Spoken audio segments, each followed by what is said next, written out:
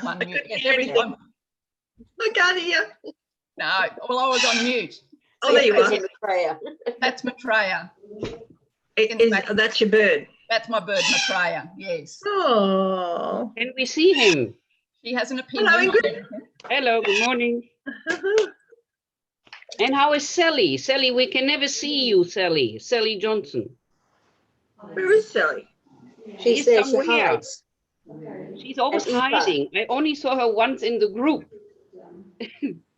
I hope you're well, Sally. Bompo's with us too. Hi, Venerable.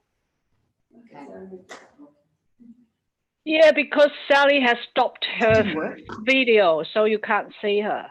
Oh, it's on mute. Who said? Yeah. Yeah, who else is with us from the lots of Okay, so we'll get started. So I'll make 3 prostrations. You can see this side, we're on Tara side today.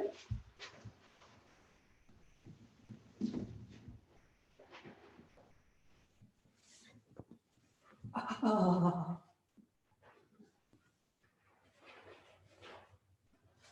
Maybe I'll do standing prostration. Okay. So welcome back.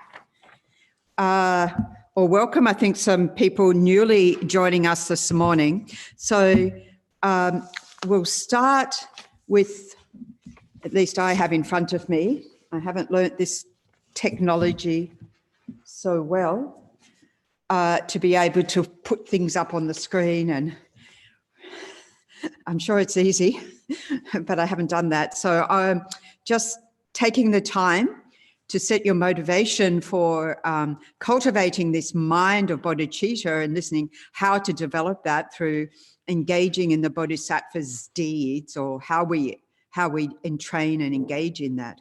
So first of all, starting with taking refuge.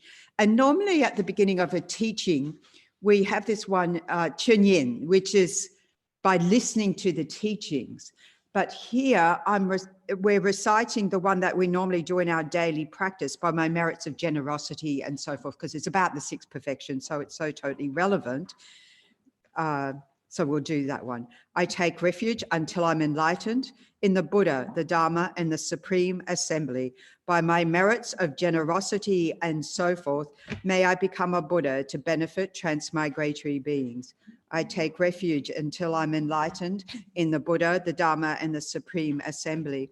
By my merits of generosity and so forth, may I become a Buddha to benefit transmigratory beings. I take refuge until I'm enlightened in the Buddha, the Dharma, and the Supreme Assembly. By my merits of generosity and so forth, may I become a Buddha to benefit transmigratory beings. So setting a vast bodhicitta motivation and so forth. So that third line is mainly what we're unpacking here today and tomorrow. So again, we will be from now till noon with breaks. So please, we've muted you this end, but there is a capacity when you have a question to be able to unmute yourself. But apart from that, if you keep yourself on mute just for the bandwidth, and so there's not background noise for others, because I know each of us has a different strength or less strength of internet capacity, given so much of our world is Zooming. So, so just rejoicing that we have nonetheless this ability to gather together, to, practice, to listen to teachings, to reflect on those, to engage that in practice through our meditation and our actual deeds, which is what we're focusing on today and tomorrow. So I thought to start with, just to slightly recap from last weekend, I think everybody received the chart that I sent yesterday, which really gives you the lineage of these two methods, the 7-point cause and effect method and the exchanging self and others, exchanging self with others methods. So these two methods of mind training form the foundation for engaging in the Bodhisattva's deeds. So these can be traced all the way back to Shakyamuni Buddha, and that's so important. I know a couple of you have been also supplementing, listening to the teachings with Geshe-la on the Bodhisattva's way of life. And there, you know, in the tradition of the sutras and commentaries and so forth, explications, and you see Shantideva paying homage to the Buddha. And then you see Gyatso Dhamma Rinchen giving a commentary, paying homage then, you know, the author's homage and paying back to Shantideva and to the Buddha and so forth. So this is important that we're able to trace back the lineage of the teachings. In other words, not making it up. And that it comes from the Buddha, but presented to us in a way that's accessible to us. So these teachings, as we mentioned last week, those who were here last week, were originally passed on in secret for quite a long period of time. It was a very, you know, it wasn't till the Kadampa masters, you know, sort of the Geshis of the Kadampa tradition that started to then, you know, sort of make it a bit more public. So we're talking that this is a great scope practice. So it is a, you know, as I say, deep end of the pool. You might think, I haven't even learned to swim yet, you know. So anyway, we can listen to the teaching, we can make it make sense to us in whatever way it will make sense to us. So the 7-point cause and effect method, we're not going to go back through these methods, but, you know, sort of from seeing the transmission of that from Arya Maitreya, you know, the coming Buddha, the Buddha of loving kindness, who was there when the Buddha taught, and then being passed on through Arya Asanga and Vasubandhu, so the two half-brothers, and then to Lama Salingpa, who was in Indonesia, and Lama Atisha going to Indonesia, to Sumatra in the 11th century to get those teachings, you know.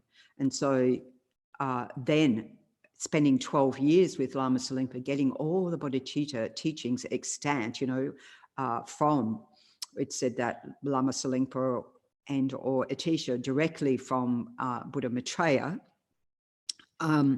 That's all being researched, you know. So passing on to Atisha, who then took those to Tibet when he was requested to go and teach in Tibet. You know, he was such a great, profound scholar and practitioner that he was requested many times, and then eventually, you know, sort of went there. And through that, we have the Lam Rim teachings, the lamp on the path, and so forth.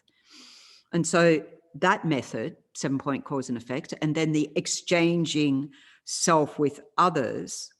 In other words, I'm one, there's many others. So we're not becoming the other person, as we said last week. What we're doing is seeing, cherishing myself is not only dangerous, it's also very limited, because I'm just one person. Whereas the Bodhisattva path is to cultivate the mind as vast as space, cherishing all beings without exception. So gradually developing that method, and that method passed on through Arya Manjushri.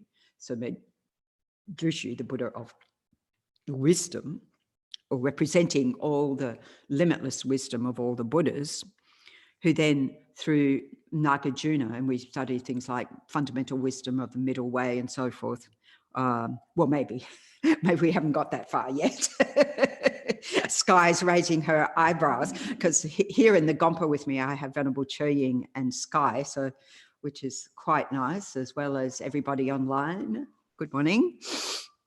So then Nagarjuna, and then through that to Arya Deva, and Shantideva, who's probably the one we're most familiar with in terms of the Bodhisattva's way of life and engaging in the Bodhisattva's deeds, which is indeed an elaborate and very poetic, beautiful presentation of engaging in just this, the 6 perfections.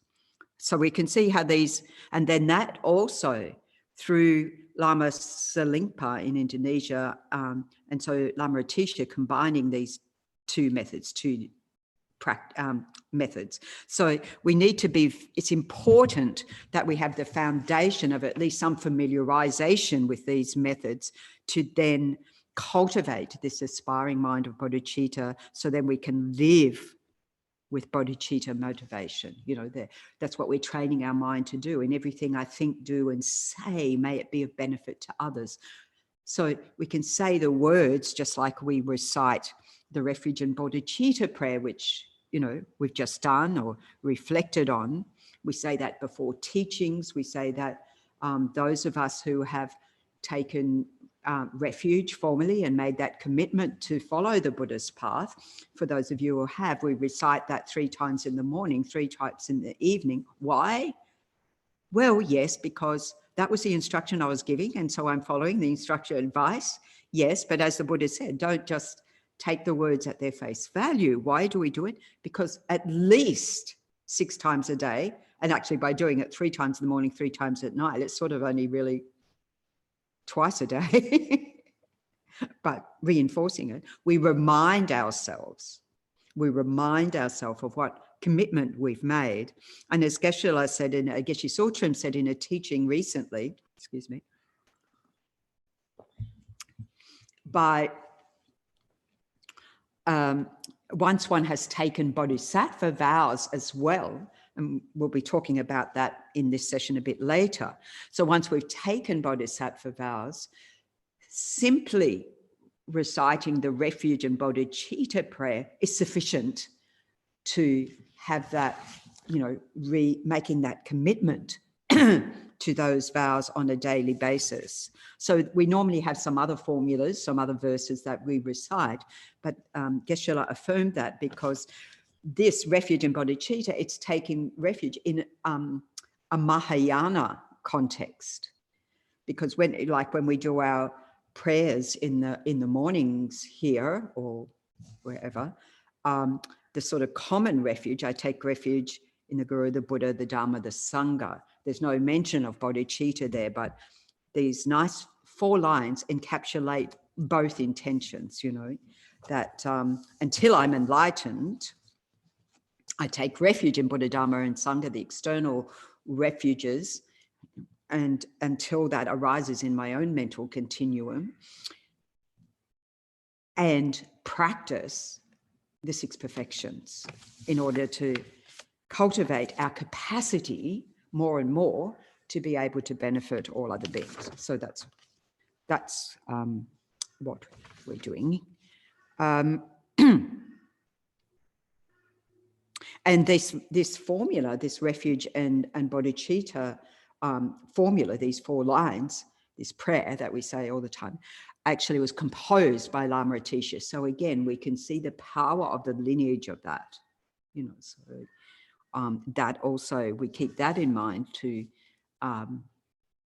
bless our mind stream. So it's said that, of course, it said just saying the words and not engaging in the action is, as Lama Zopa says, just from the lips. We say lip service. It's just saying the words, and even saying the words with a distracted mind, you can see how that could weaken that. But nonetheless, even saying the words, you know, has a powerful impact on our mind. If you think about some of the ways in which we try and benefit animals, by reciting mantras and prayers, they can't understand a word of that, let alone, already I'm thinking of bush turkeys and their lack of single point of concentration.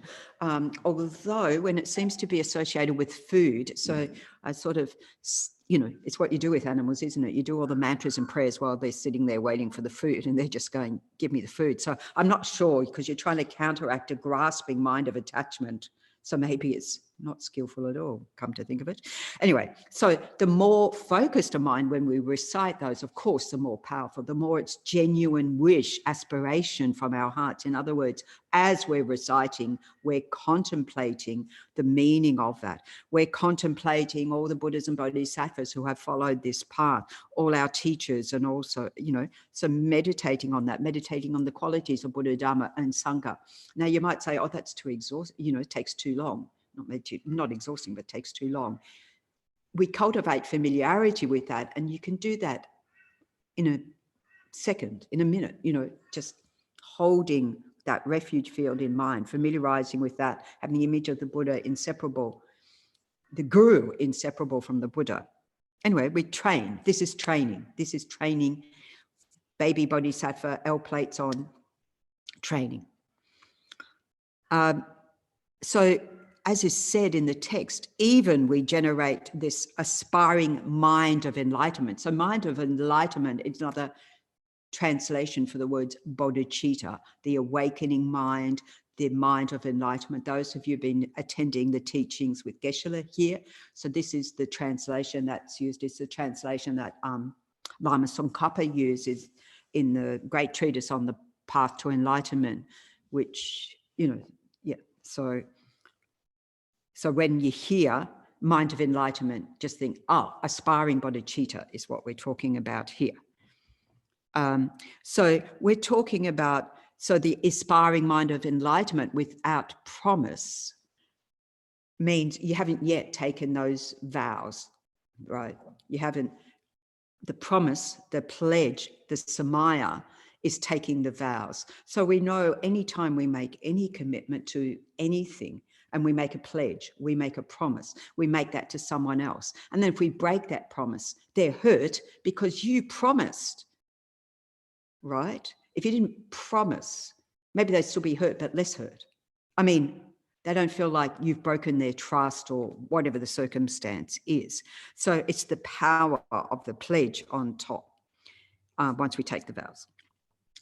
So when we make the aspiring, so mind of enlightenment, this aspiring bodhicitta, so the two levels of vows, then we come to aspiring bodhicitta, we make this aspiration. It sort of comes in two parts. So maybe when you took the vows, you may not remember that, but there's two parts to it.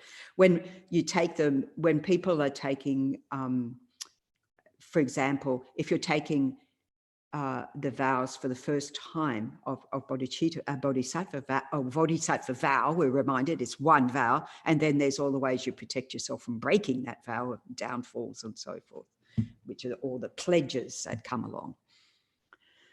So this aspiring, when we take the vows, so sometimes people might take that for the first time, hopefully not, hopefully we're doing it all gradually. That's the whole point, that you take those vows on top of having kept the refuge vows and know that you can keep those. There's no point taking other ones if you can't keep the ones. And also the danger of that, because the heaviness of breaking those vows, even you don't understand them.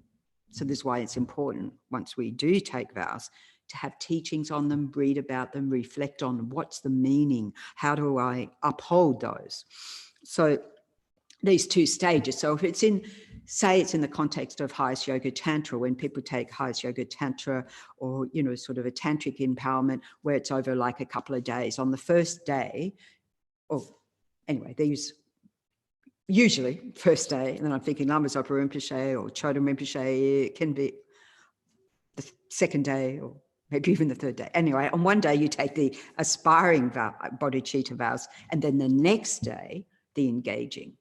So, but normally when we have a ceremony here, like we've had a few times recently with Geshe-la very kindly offering the bodhisattva vows, it's been, you know, in one ceremony. So just clarifying, there are two levels there. And then we make a promise to keep that until Buddhahood.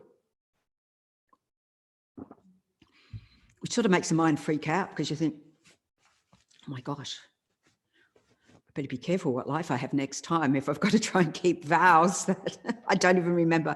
But we've done that many times before in past lives. We've taken these vows previously. Clearly, I mean, one of the causes of, you know, the fact of our precious human rebirth and being here together, interested in Dharma, having all the causes and conditions coming together for that, is the fact that in past lives, you know, it's said that the cause for this, not just human rebirth, but keeping our vows purely, practicing pure ethics in past lives. And then you can see that imprint ripening where we want to take vows in this life. So we make this aspiration, commitment to maintain them up until Buddhahood. So already it's much more vast than when we take refuge vows, which we take for this life. So you go from, okay, protecting for this life. And isn't that hard enough? No killing, no stealing, no lying, no sexual misconduct if you're a lay person, no sexual conduct if you're ordained, and no intoxicants. Because with the intoxicants, you'll do all the others. Anyway, most likely at risk to do the others. Subduing the mind and not doing harm to others. Okay, and then how we protect those vows, not causing them to degenerate. So when we do our dedication prayers, you know, we have this verse that is about this, you know, that having generated the mind of bodhicitta may it not decline, and that which, so may the precious supreme bodhicitta, the mind of enlightenment, the commitment I've made, not yet born arise, so in my mind, but in the minds of all other beings, and may that arisen not decline, but increase more and more. So protecting our vows and then also increasing our capacity to enact those for the welfare of others. So there's different ways in which we do that. So one is by familiarizing, renewing the mind of enlightenment, as we said, at least 3 times in the morning, 3 times at night, or 6 times a day. So you could divide up the day, if you don't mind getting up in the middle of the night to remind yourself. So we have, those of you who have the retreat book, we have a formula there for renewing bodhisattva vows that we recite.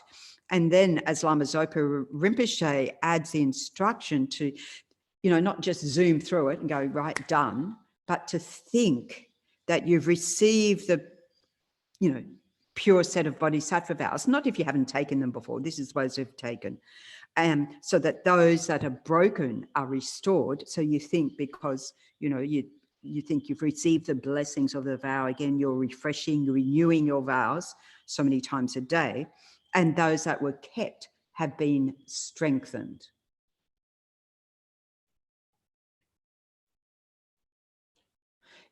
Yeah, so just to, so you're,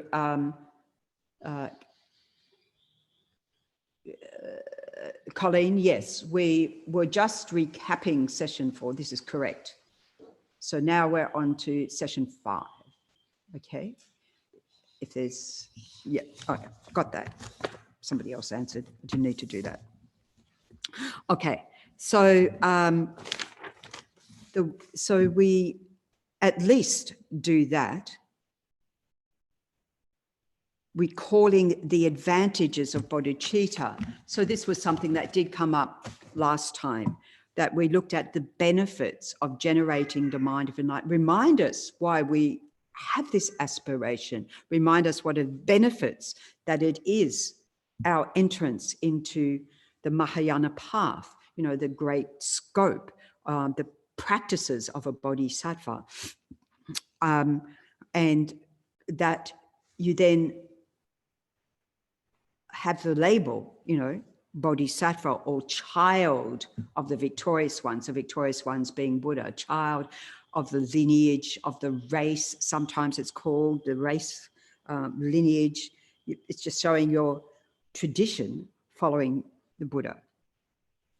And outshining, this we went through in more detail last time, outshining those, sort of lower scope or medium scope practitioners aspiring for their own personal liberation, because your motivation, it's all the motivation. Everything is based on the motivation. Everything that is your motivation is so much more vast. Your motivation to become a brave bodhisattva takes a lot of courage, right? So then your capacities and the qualities that you develop are much vaster. What you purify is much more subtle. And you accumulate vast merit at any level of vows by taking the vow and by protecting that vow well and purely.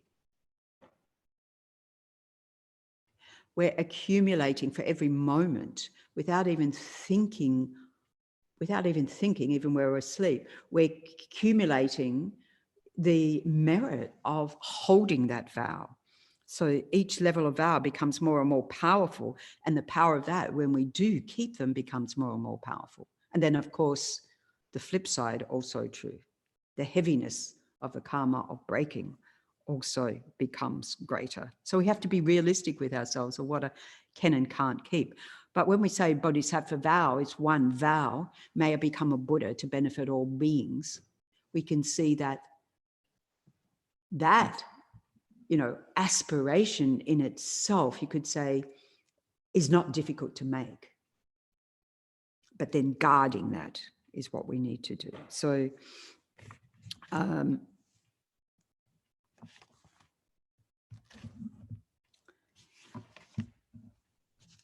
we have to prevent the negative thoughts arising, thinking, the partial mind or the discriminating mind that says, I don't want to work for the benefit of that one, the one I have difficulty with. I remember someone said they were doing much better with their neighbours. They got to know their neighbours during this lockdown period and they're doing much better. Actually, a few people have said that. So I've never even talked to them. They were in the stranger category and now they're in the friend category, So COVID's been a great blessing in some ways. People actually, in a weird way, you're sort of socially isolating, but getting to know each other better. And then, so we retake the vows, we recall the benefits, we prevent, in other words, mind training to prevent the negative minds coming, especially, wanting to exclude someone, and cultivating this mind of equanimity, which we talked about it at length last week, and accumulating merit and wisdom continuously by the aspect of maintaining the vows. And, through that, creating the causes to never be separated from bodhicitta in all future rebirths. So having taken these vows in the past, we probably also, and this is the other, one of the other causes for our precious human rebirth, making stainless prayers, stainless aspirations. May I take these vows in all future lifetimes. In other words, to do that, you have to be born human. So think about that. Okay. So also to stop it degenerating in future lives, in other words, creating the best possible outcome for future lives, avoiding these 4 negative actions and engaging in 4 positive actions. Of course, we add to that all our vows that we take, but this is, placing guidelines for what to refrain from, following the teachings of the Buddha, what to abandon, what to not engage with, and what to engage with.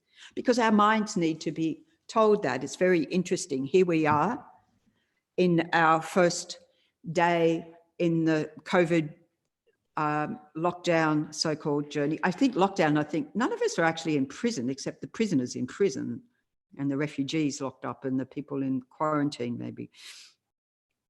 Well, we're all in prison in our own mind, as Lama Zopa says.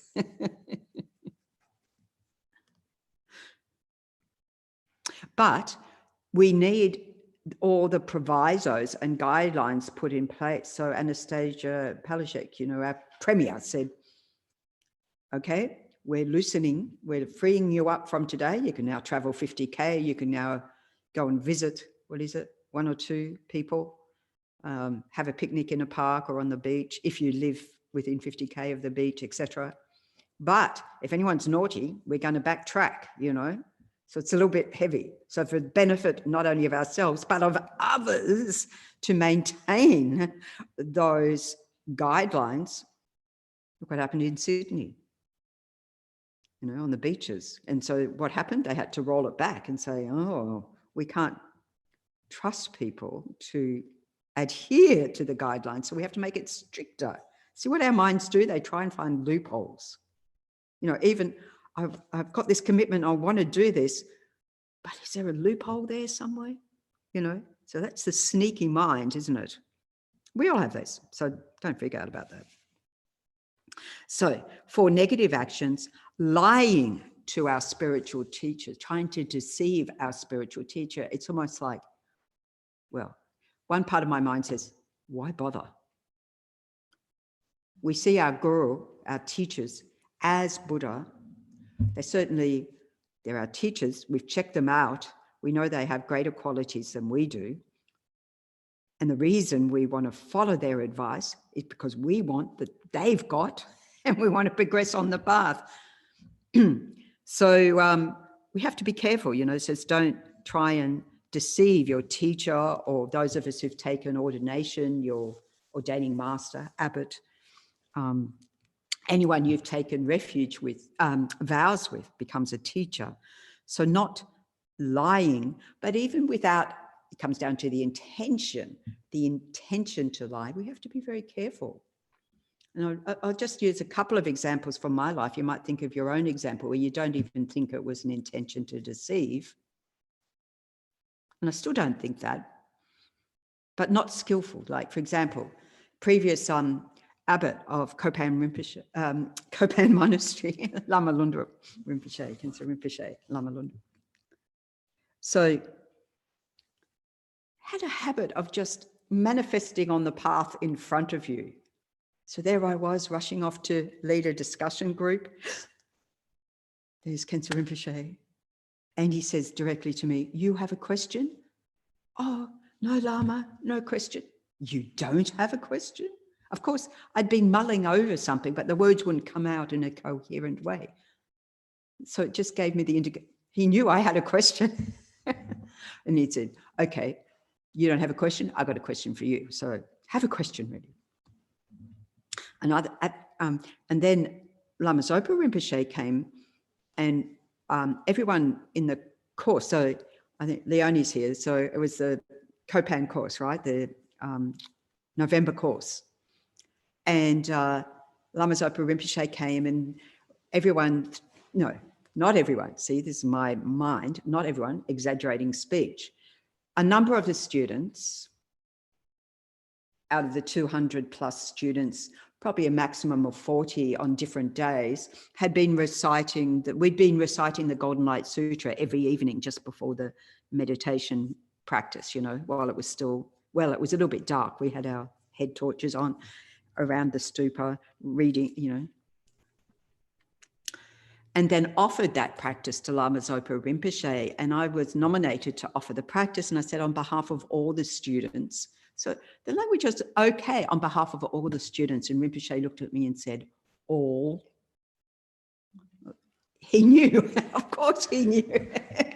So I wasn't intending to deceive, but it's an invitation to just be very careful, right?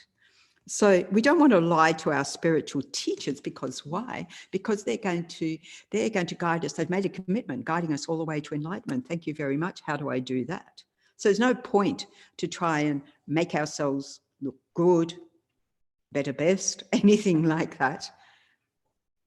And it is also cuts us off from getting those blessings and so forth. Parents and other, and it says, and other people who are important to us. So the heaviness of that, and then of course we go, any being, we make a commitment, when we take the refuge, and individual liberation vows, at least, pratimoksha vows, to not lie, right? And of course the big one is saying, I'm a Buddha, come follow me, or I'm enlightened, I've got realizations. And, when we come along in higher levels of vows, it's saying, claiming I have realizations, although I have not. So it's not saying if you've got those realizations to hide them, but we know all of our teachers do, don't they? They hide that. They don't big note it. So, we look at the heaviness of the importance of the object, the person in our lives. So if we just cover ourselves by saying, don't lie, full stop, we're covered, right? So refraining from that one. And we do all of these on two bases when we're looking at bodhisattva vows. One is on the basis of shame, it said, shame, which is the antidote to shamelessness, okay? That out of self-respect, out of self-esteem, self-regard, so for our own purpose, wanting to, sort of not be ashamed of ourselves, not be embarrassed about,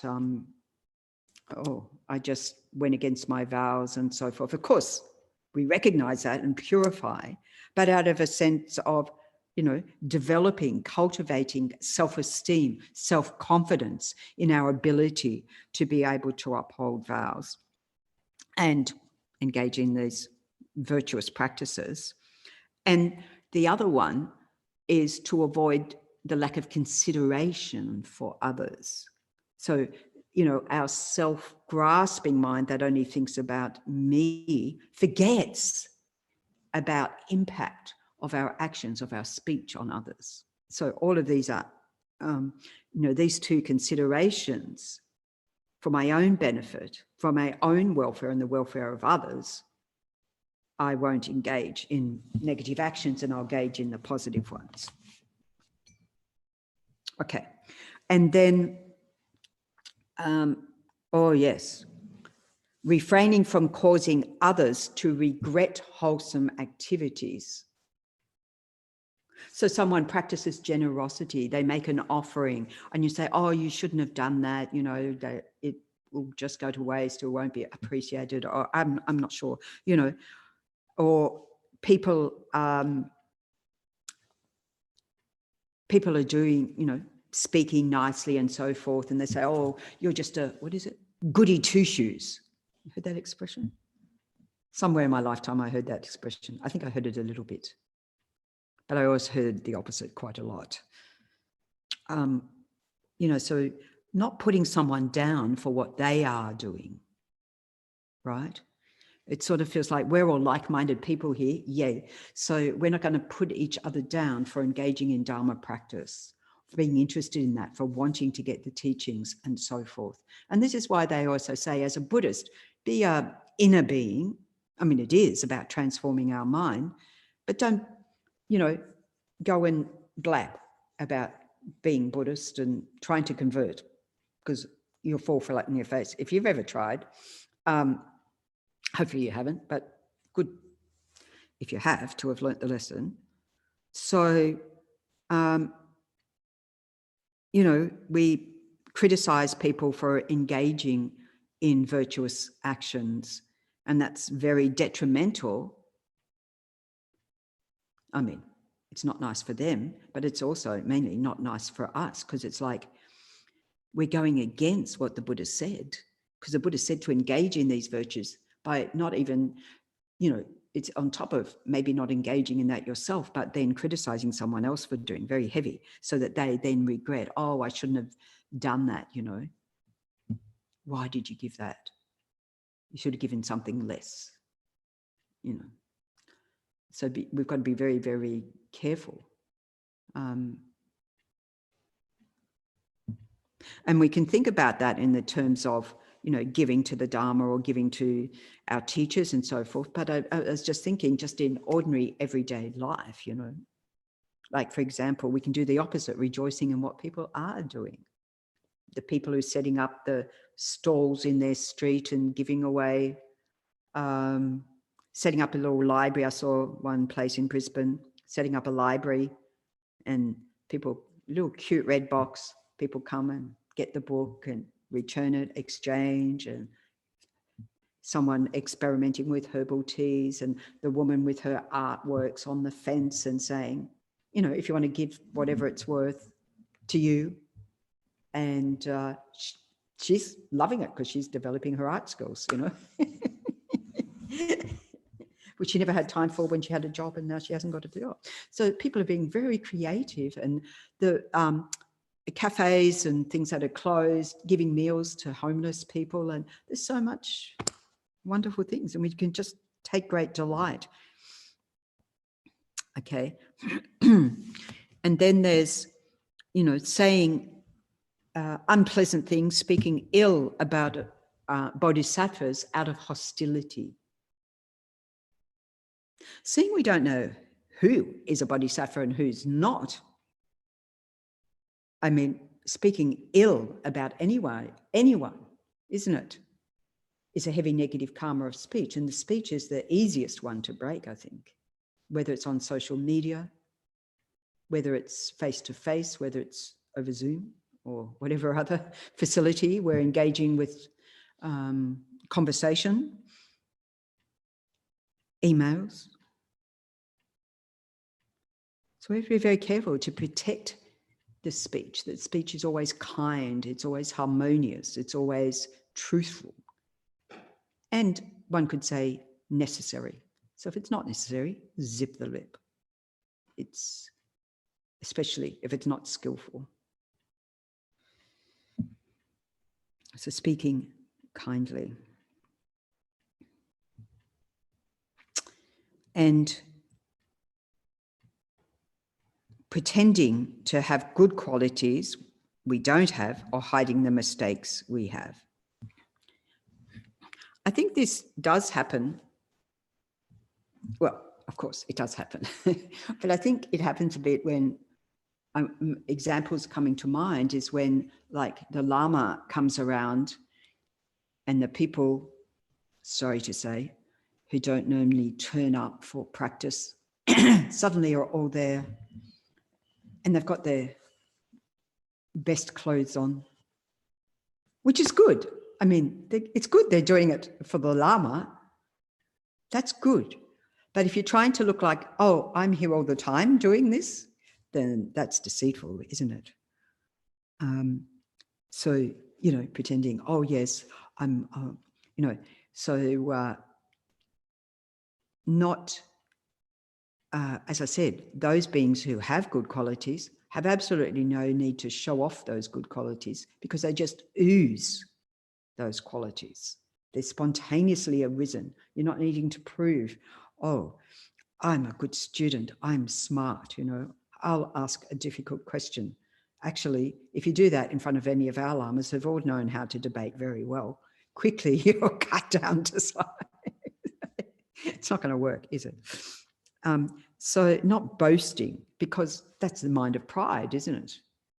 You know, pretending I've got, and even more, pretending you've got qualities that you don't have, pretending I'm living in an ascetic existence when I'm accumulating a great mass of wealth or something. And there's examples of that we see, you know, that anyway, maybe you can think of examples yourselves. If you want to share those, you can unmute and share.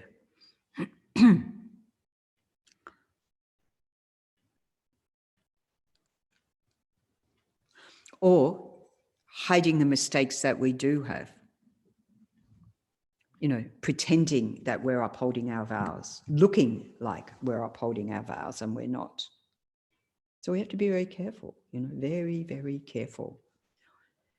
Our job, once we take vows as Buddhists, is not to bring Buddhism into ill repute.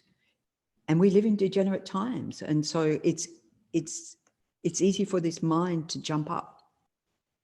And, you know, we just have to be very, very careful. I'm not causing others, you know, those of us who are ordained have, you know, sort of more discipline on top of that in terms of making the Dharma, making ordination look attractive. It is attractive, but not going around going, oh, it's so hard being ordained and do. I think in the couple of months after I was ordained, you know, one teacher said to me, who was previously ordained, it's hard to be ordained, isn't it? And I'm like, no, because, you know, I was on cloud 9 at the time because I'd only been ordained a couple of months. Oh, no, it's wonderful. But to hold that attitude, yes, it's wonderful holding bodhisattva vows, rejoicing, delighting to counteract these tendencies in our mind because they're there, you know. So we've got to nip our mind in the bud, isn't it? You know, find a way of doing that. So, Julie, is it shameful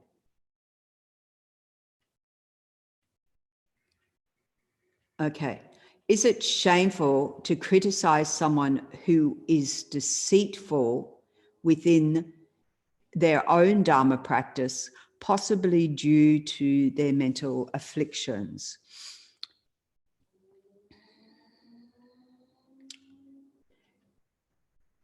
This we have to be we take a lot of care here. I immediately think, what would Lama Zopa Rinpoche do in that situation? It would be a way of skillfully not to criticize in terms of, you know, well, I'm keeping my vows, you're not keeping yours. I'm sure that's not what you mean, Julie. But then Lama Zopa Rinpoche might, or Geshe Sutram, you know, may find a way to be able to skillfully point to the right direction. Of course, may be able to, of course they can, to skillfully point out and just think, is it my business to do that? On one level, yes, because once we take bodhisattva vows, we have a commitment to protect others from breaking theirs or from engaging in negativity. So where we can skillfully do something, not in attention, kindly, so not harsh speech, not being abusive, not being judgmental, not being arrogant and so forth, none of those. If there's a skillful way, it is possible. I remember talking with, I was talking sometime, I think last year or the year before with Geshe Zopa about this point. And Geshe explained what happens in a monastic setting when you know, so, okay, this is when people come together for a teaching or so forth. And you know, this is the one who's been naughty, right? You don't say a thing to that one. You turn to the one next to them and you say the criticism that you're really criticizing this one, but you say it to the one next. You don't say directly. It's interesting, he said. And then this one gets the message. And then if they don't get the message, you might have to take other measures, but depending on the thing, depending on it. And yes, as Deb said, rejoice in what they do well. Focus, focus on what they are maintaining, even saying, oh, it's wonderful. Yes, how you're doing this and this, because then you're also engaging or reminding, turning their mind towards the virtue. towards what they are doing. We know for ourselves, if somebody criticizes, judges us, it's very hard to listen.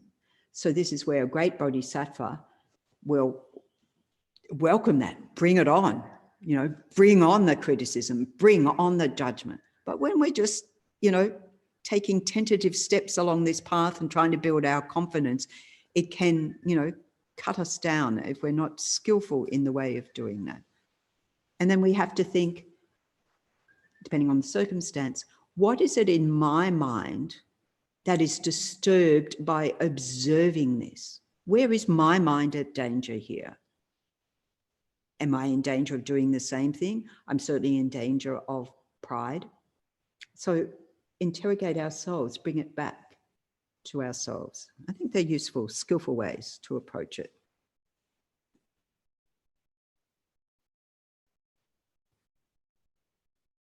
And then engaging in the 4 positive actions, abandoning telling lies. So we elaborated a little bit previously on this, of course, because we're looking at the flip side. Telling the truth kindly, precisely, exactly. Be as precise in our language as we can, because our minds love to exaggerate absolutely everything, isn't it? So quickly, we want to exaggerate. Just look at headlines. We love it. Exaggeration. And why do we want to be so precise, exact? On one level, we can say, this is the wisdom mind that really gets to the very exact, precise. Again, I think Deb mentioned, if you don't mind me mentioning your name, Deb, that during the teachings Geshe has been giving on the Bodhisattva's way of life, I think, how long was it? She said we spent on one line, actually on one word, Sagata, you know, so defining the Buddha, defining exactly these words.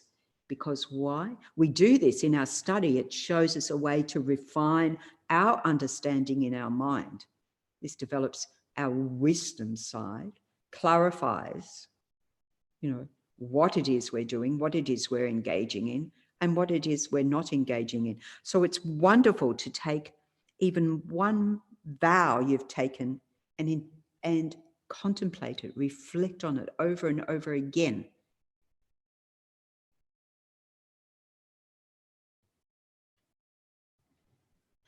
And look at the subtleties, the nuances of it. So, for example, when I ordained, and Lama Zopa Rinpoche gave me the instruction, you know, to not eat after midday. He gave very clearly this instruction, like this, 3 times. And so I took that one and contemplated it for that year that I was committed to that. I mean, I extended a bit longer, then I got sick and I discovered why Rinpoche had said 12 months precisely. There was a reason. Anyway, so I thought about it, and I thought I'd already done a lot, and I had in relation to my attachment to food. I'm not talking about the need for food for nourishment. I'm talking about the grasping at it. But then you get to more subtle levels. It's sneaky. And then you observe how it comes up in other ways. But it also protected me to keep that vow. Thank you very much, Rinpoche, making it so clear. There was no leeway there. Absolutely no leeway there. I've been fortunate to be at other people's ordinations. It's been very wonderful. And here Rinpoche give leeway. It was a very good instruction for me. It was perfect for me. So when people said, oh, so-and-so, you know, starts at this time and finishes at that time, or, you know, starts before 12 o'clock. So it's okay if you just start, because we want to offer you the food. So I sort of like, of course I want to accept the offering of the food, but I know I'm going to stop eating precisely at midday. And then you even go, is there still anything in there? You know, is that classified eating? I think. Anyway, interrogate. Sorry for these insights into my mind. Interrogate is what I'm saying. Our sneaky mind. Okay. And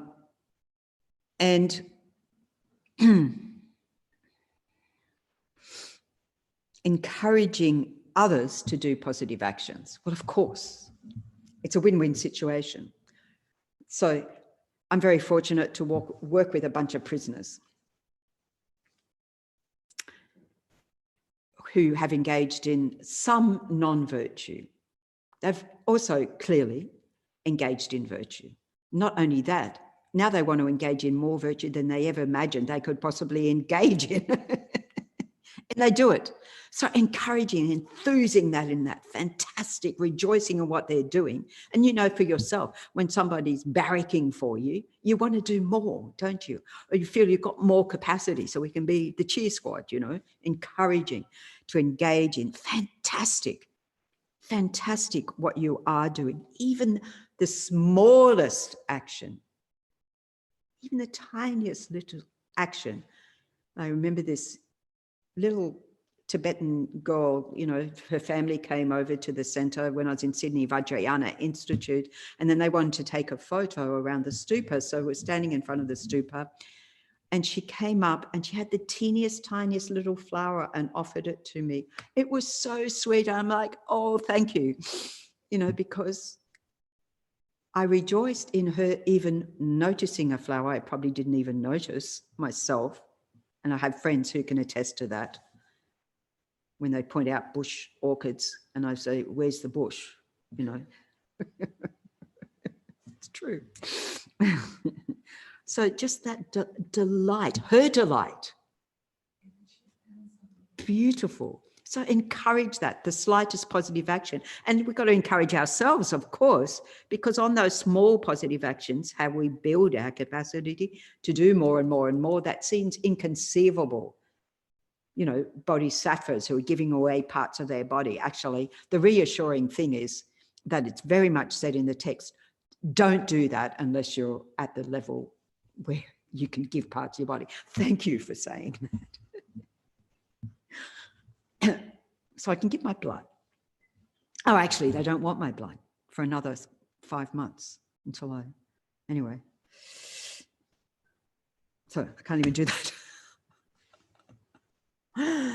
Okay, so encouraging others to engage in positive actions.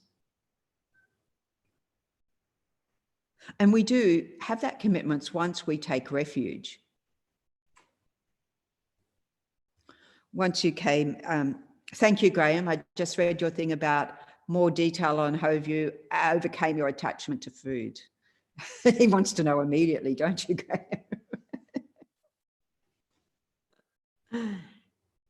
Okay, you can reflect on. That sounds positive. Emptiness of inherent existence, of the deliciousness of the object of your craving. That's one way. Just thinking from its own side, there is no inherent lasting craving in this. I'm even scared to name a food in case you go and get it from the fridge. Huh? Sky said, don't mention cheese. Oops. I tell you one thing that helped me more recently. You know, I was one time when I was coming back from Indonesia, and the Lama said, actually it was the attendant, I guess she said, he told me for the sake of my knee to give up cheese and potatoes. And I said, oh, Geshe-la, I love cheese and potatoes. Sky's commentary is together great, but I was just like, oh, but Geshe-la, I love them. Immediately the grasping mind, it's probably why he said it. And then he said, well, just reduce. So that was really helpful to me because he did give me leeway. But then I thought, I'm going to follow what he said because guess what? He gave advice. And so I followed. And so I wrote him an email and said, Geshe-la, I've reduced and I haven't had any cheese this week. And, you know, so it was nice to just work at it, you know, These are, when we get to the perfections, we are getting to the perfections. This is the intro. Then we are works in progress.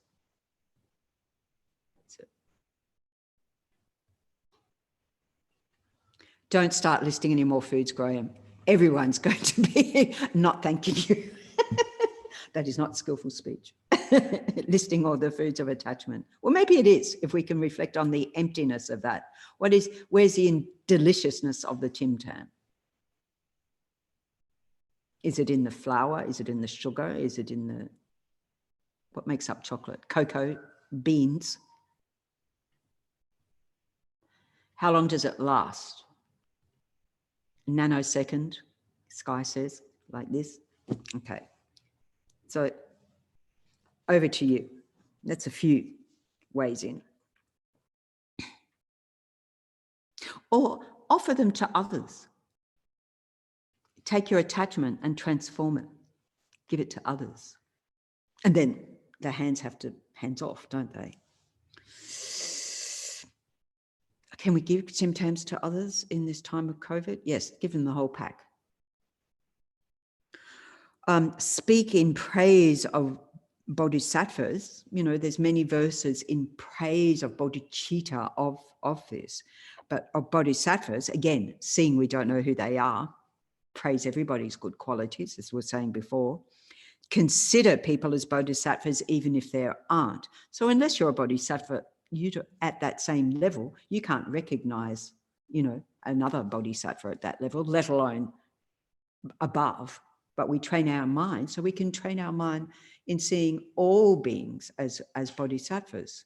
My current bodhisattva role model is Captain Tom Moore, again, this week, as I mentioned last week. So Captain Tom, who did actually turn 100, I thought he turned 100 on Anzac Day, but he turned 100 yesterday, was it? Or the day before?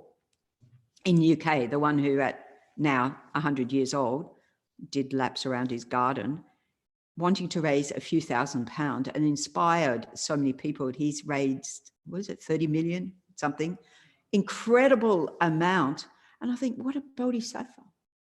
He's inspired others to practice profoundly generosity. And by his simple act, people connect with that because we understand how difficult it might be at that age and that you never give up. Great joyous effort. Actually, that's right, he achieved his goal way before and he just kept going. So he's on a roll.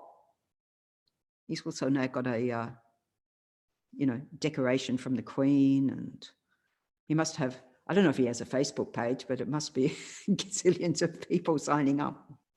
He's got a fan club. He got thousands of birthday cards. I thought, oh, they could have given that money to charity. But anyway, so we can rejoice, delight in the good deeds that we see of others in the world and say, wow, what an amazing, we say that. It's good to train the mind that, oh, what a great bodhisattva. We could think of people like that, train our mind to be like that. And not just people, even the bush turkeys. I'm working on that one currently. Actually, it's easier with the bush turkeys than the ants, because at least you can have a conversation with the bush turkeys. I don't know, ants don't seem to engage in conversation. You can see I've been locked up too long.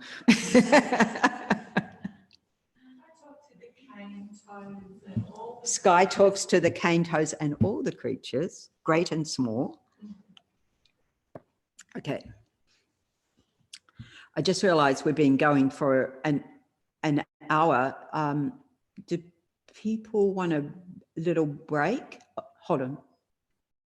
Okay, before the break though, I'll just look at the questions here, otherwise I'll lose it. What was it? Thank you, Yana. £795,000. Oh, wow, for the NHS. Yes, they've named a whole hospital wing after him. New one.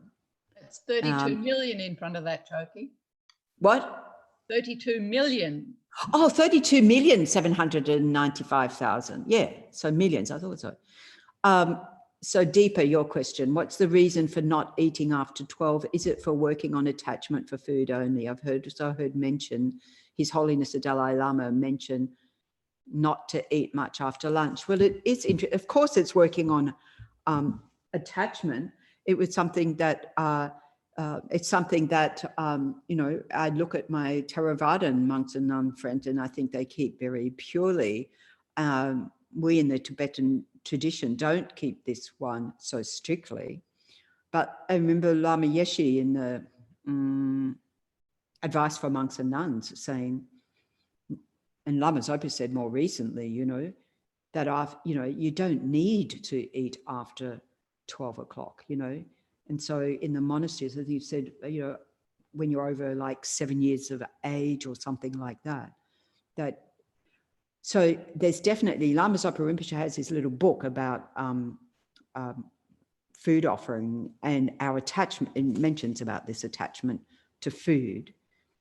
Well, you know, attachment to the body, we can look at any desirous attachment that we have, but food seems to be a big one, you know, especially you give up the alcohol, you give up the drugs, if you ever went down that road, you give up the smoking, you give up. And so food comes to be, what do we say? Comfort, something like that, comfort food. So it's, if we investigate on that level, it's an entirely wrong view. So it is there within the monastic Vinaya code. But as you say, His Holiness mentioning not to eat much after lunch, I did find for myself, the great beauty of this was, you know, what we'd say, even in my culture at least, was it breakfast like a king, lunch like a prince or a queen? Apparently eats less than a king, I'm not sure, or a prince, and supper, dinner, like a pauper. And we seem to do it the other way around, don't we? In our culture, everyone goes out to dinner. So I found it very useful when I ordained, because, well, the dinner invites dried up, because I say, I'll come and watch you eat dinner is not very attractive, which was useful for me. But what was more useful, what is more useful, of seeing that your mind then is lighter, not as in lightheaded, but it hasn't got this heaviness. Lama Zopa Rinpoche talks about the, you know, when you go to bed, and not just that, doctors will talk about it too, with a heavy stomach, you know, and that it's not conducive to a healthy sleep. And, you know, a lightness. So I found it was very good for evening practice, you know, that your mind was fresher. Your mind is fresher. I say was, because I'm not holding this one now so much, you know, it's, you know, because, you know, I had that tendency to get ill, but even these days, that's not my excuse. So I've got to keep working on this one myself.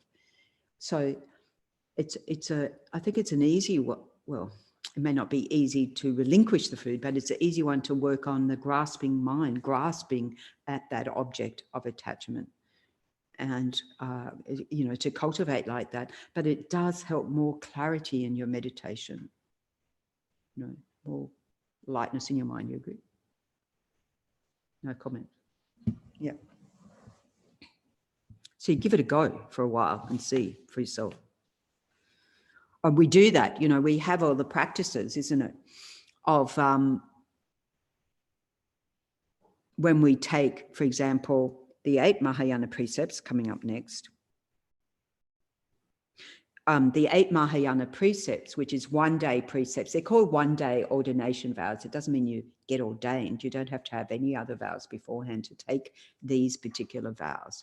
So for the Bodhisattva vows, you need to have taken the refuge vows first. But for the 8 Mahayana vows, you don't, precepts, you don't need that. And one of those is not eating after midday.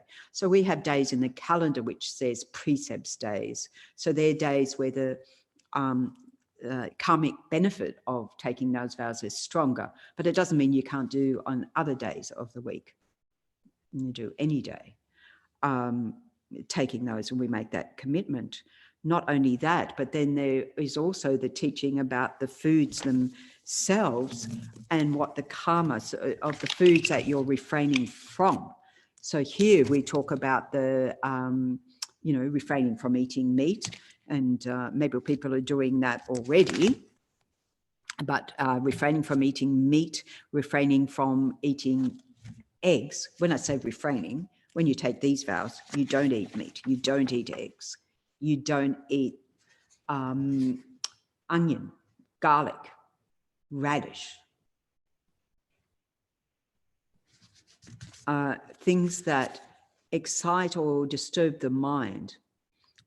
So maybe some people, you know, have had the experience of not having garlic or onion for a period of time. And then if you have it, then your mind's sort of like having vivid wild dreams or something, you know, that you can see how it has subtle impacts.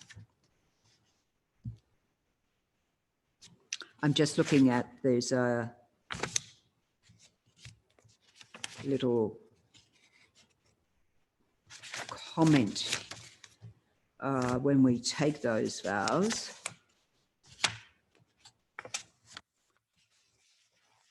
About, I remember the one saying, if you eat ox tongue, it takes away the power of your speech. Eating garlic takes away the power of one's speech for 7 days, onion for 5 days, radish for 9 days, nettles for a year, and sheep tongue for one's whole life. Not ox, sheep tongue takes away the power of your speech. Now, this is subtle karma. Don't ask me how it works. But we know that, you know, we try and refrain from doing harm to others. So then we use our logic and what we can refrain from on that level. So by taking any level of vows, oh, I did say, did you want a break? Do people want a break? Yes, please. 10 minutes break, folks. Can we have that fourth positive action first?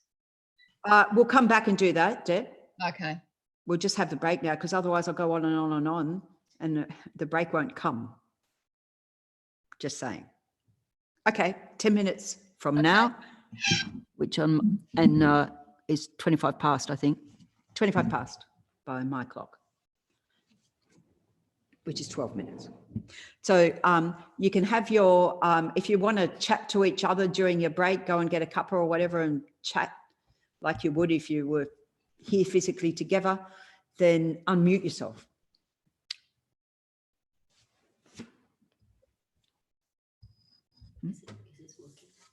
No, but that's okay. I'm fine. Are you cold, you girls? I suddenly put it for you. Yeah, I know, but it must be off. It was warm for 4, but I think it was warm before because it was, must have just been cooling down from being on.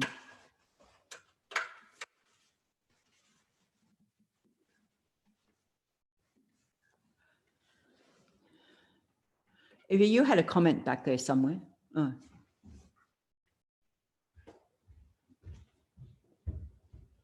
Oh, she's got her mic off.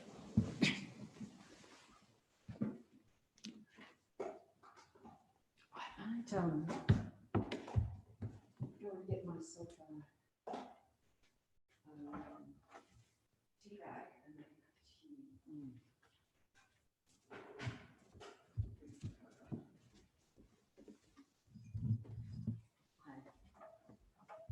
Is that working okay? All good? I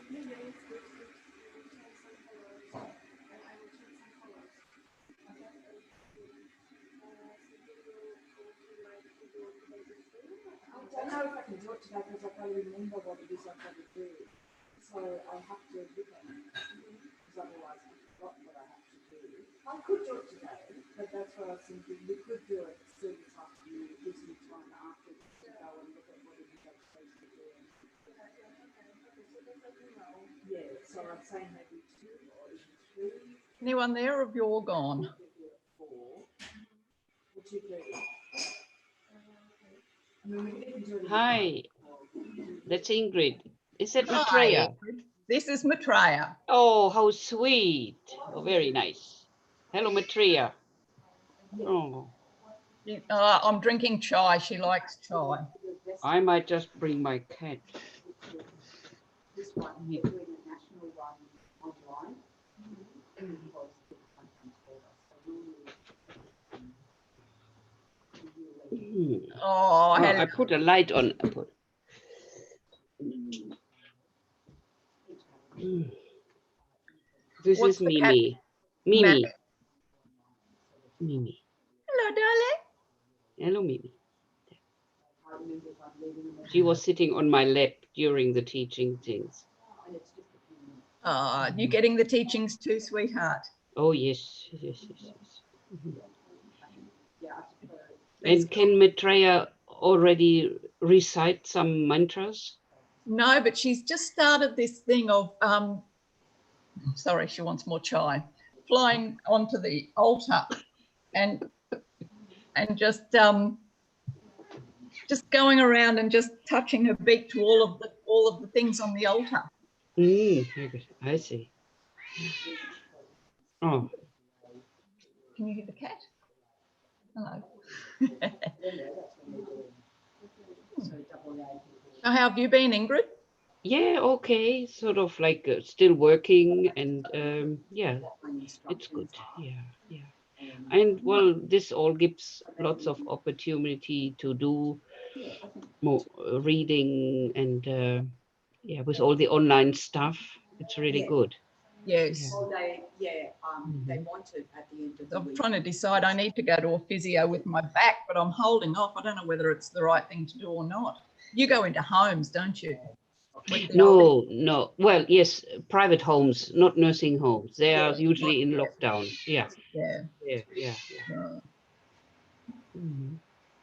Yes. So I'm sort of been holding off, thinking because I'm looking up, well, doing all mum's shopping, and she's gone into isolation, and I'm Mhm. the runner on the Yeah, outside. yeah. So Mhm. I'll just wait for all of those things until because I don't really, there's no, like I'd have to go, I don't know where I'd have to go because there's no physios in Malula. Yeah. So I'd have to go somewhere. Do you want more? No.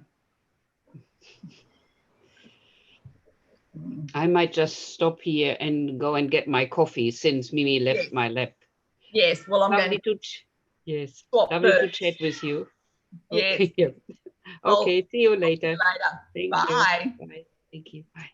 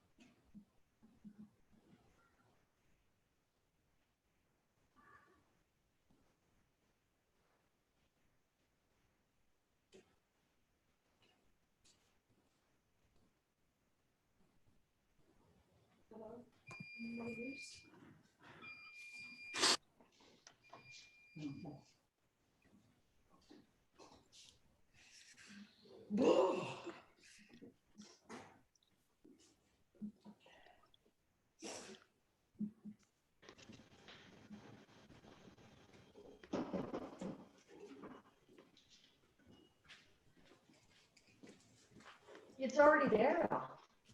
Is it? Yeah. Just click out of that. Oh, great. Click out of it. Or at least just go here and I'll show you. Okay.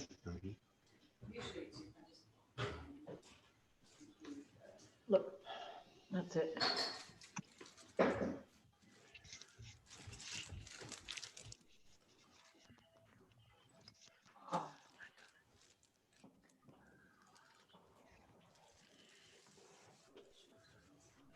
Where is your thing?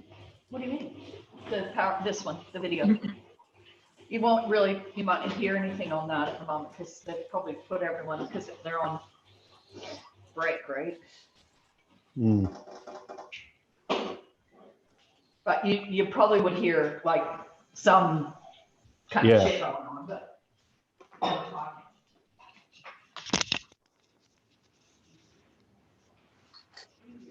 Hmm.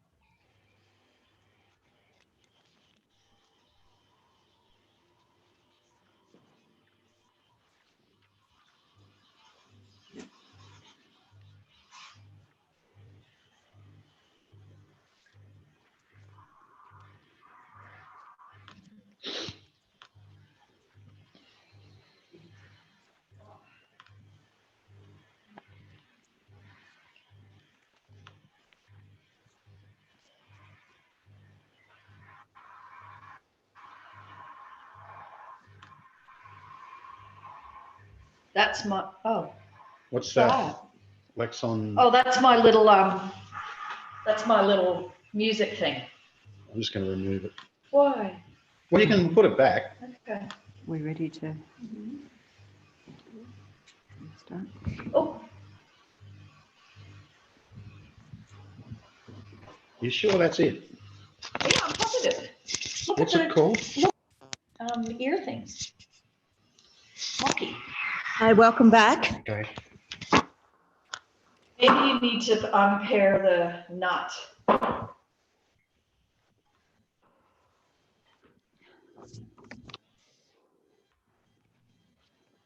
Welcome back.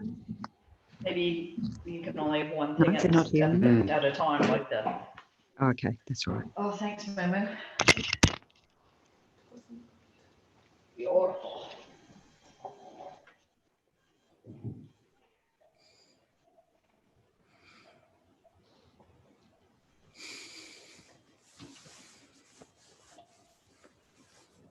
Now you have to go into the image, like up here, bottom right.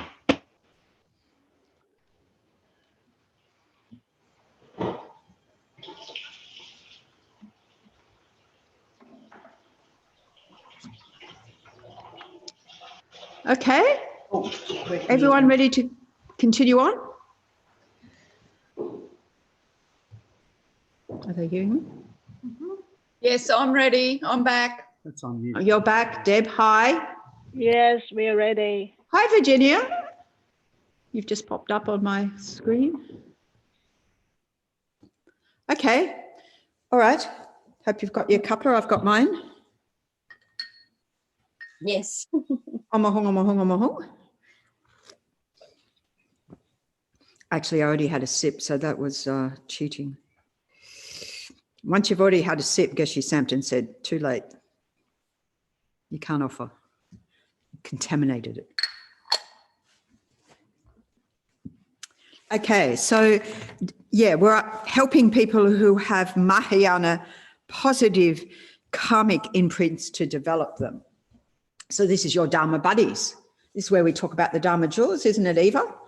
So we have this group, Discovering Buddhism Dharma Jewels, people who've done a module or 2 or 3, or some have done 10. Some have done more than once. But Eva, are you there? Do you want to talk about the Dharma I'm jewels? there. Talk about the Dharma jewels. All right. I think because we have a Dharma Jewel group, if anyone wants to join, should they send an email to you? Yeah, I sent out on the email yesterday. It was Yeah, I got one from you, one yeah, name. that if you want to join our group, do you want to say what the group does, what you share?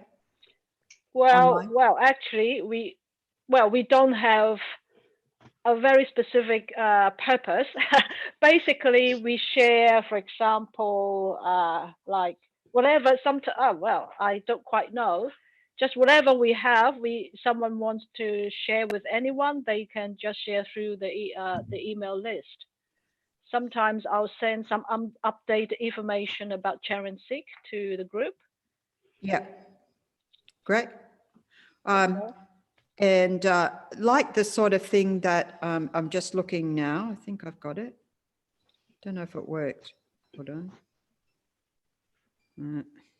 Oh no, it didn't work.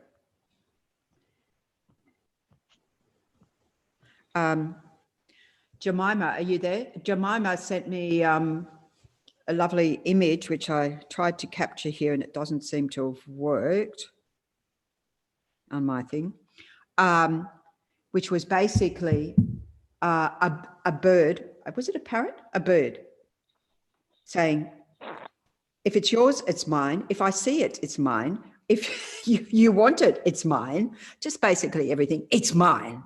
So it was cute. It was relevant to the points. So just things like that, sharing. We've also used that recently because of not coming together physically in this Gompa, that to see, like, for example, the scheduling of these weekends, you know, Eva sent out a nice survey to see what people would want, what frequency you wanted. So this was another thing I put on the email, and we can think about that in terms of, I mentioned the retreat. We normally, how the, you know, post-COVID-19 and pre-COVID-19 lockdown, people would come here subsequent to the teaching weekend to do another weekend of the meditation. So I put out there, if people want to do it as a group, because I've got so used to a group meaning Zoom, I wasn't realizing that I maybe was confusing people and getting overexcited that we could come together as a group physically anytime soon. Apparently not. But what I was wanting was, the people want to just do the meditations in their own time, and of course, go for it, set up a retreat day at home, or else we could do a format like this later in May, in a few weeks' time. I was thinking the 23rd, 24th of May, possibly, of doing the meditations like in a similar time frame, Saturday, Sunday, between 9 and 12 on the 2 days. So this is a component of the course. The meditations are in relation to the topic. So we'll be doing like the 7-point cause and effect, and the exchanging self with others, other ones on cultivating compassion, bodhicitta, eliminating the afflictive states of mind. So we can do together on Zoom if people wish, and those few of us who are here in the Gompa joining, of course. Anyway, if you want to give me some feedback, because I'll be meeting with our program team here on Zoom on Monday. So just give some feedback, that would be great. Okay, so that's one way, helping people who have Mahayana positive karmic imprints. That's all of us, because here we are, there's no mistakes, the Buddha said. You know, the fact that we haven't, even you just said, well, I just saw it online and joined in. Yes, the Buddha would say, some ripening of those imprints from the past. So there's no mistakes. Your positive karma ripening right here and now, and helping each other, hence mentioning the Dharma buddies, because it's like your fellow spiritual friends, which is a term sometimes we use for the teacher. You know, Lama Zopa Rinpoche uses this translation, spiritual friend. But also we can think, no, Dharma buddies does it, you know, that we're, as fellow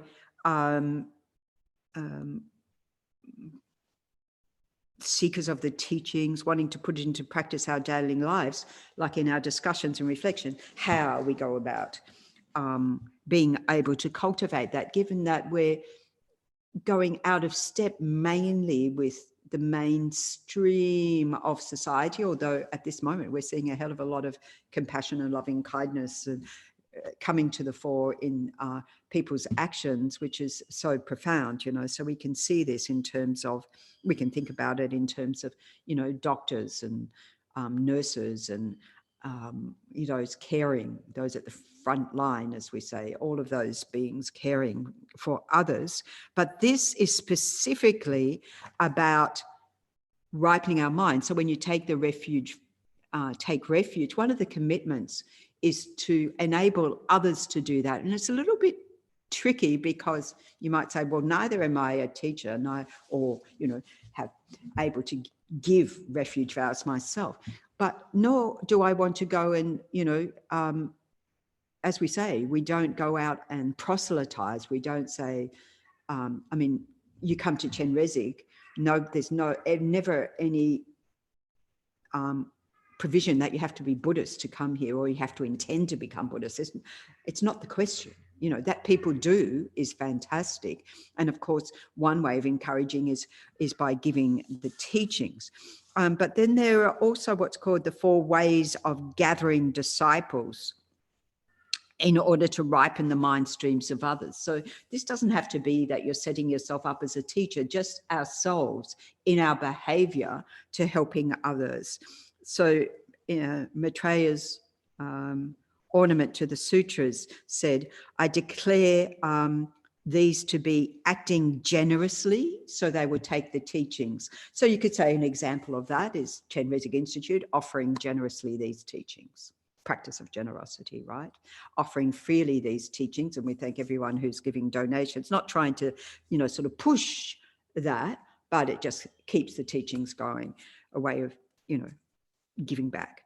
But, you know, that act of generosity, as the Buddha said, the Dharma is always given freely. And then you say, well, why are there course fees? And it's like, well, got to pay the electricity, got to pay all the rates. Even now we can't have people here, we still have to pay those things. You know, things keep ticking over in our lives, as we know. So there is the reality of dealing with the world, and that's why it's called facility fee, or for accommodation, or for food, or whatever. So we have to precisely ourselves manage those things.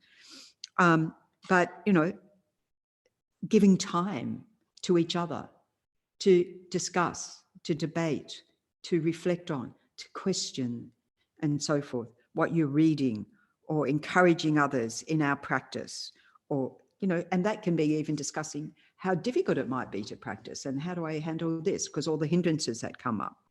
And then, you know, speaking sweetly. Now, this is, if we see our teachers, you know, Manjushri, the Buddha of wisdom, and we always think, oh, he's got a sword, he's going to come, you know, with a wrathful aspect.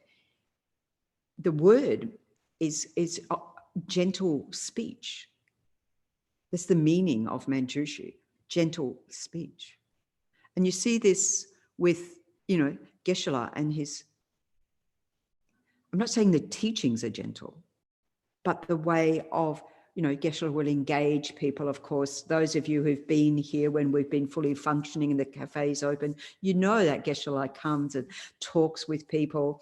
Even he doesn't say, oh, well, he probably does say my English is not good, but even it's not a barrier, you know, to wanting to engage people.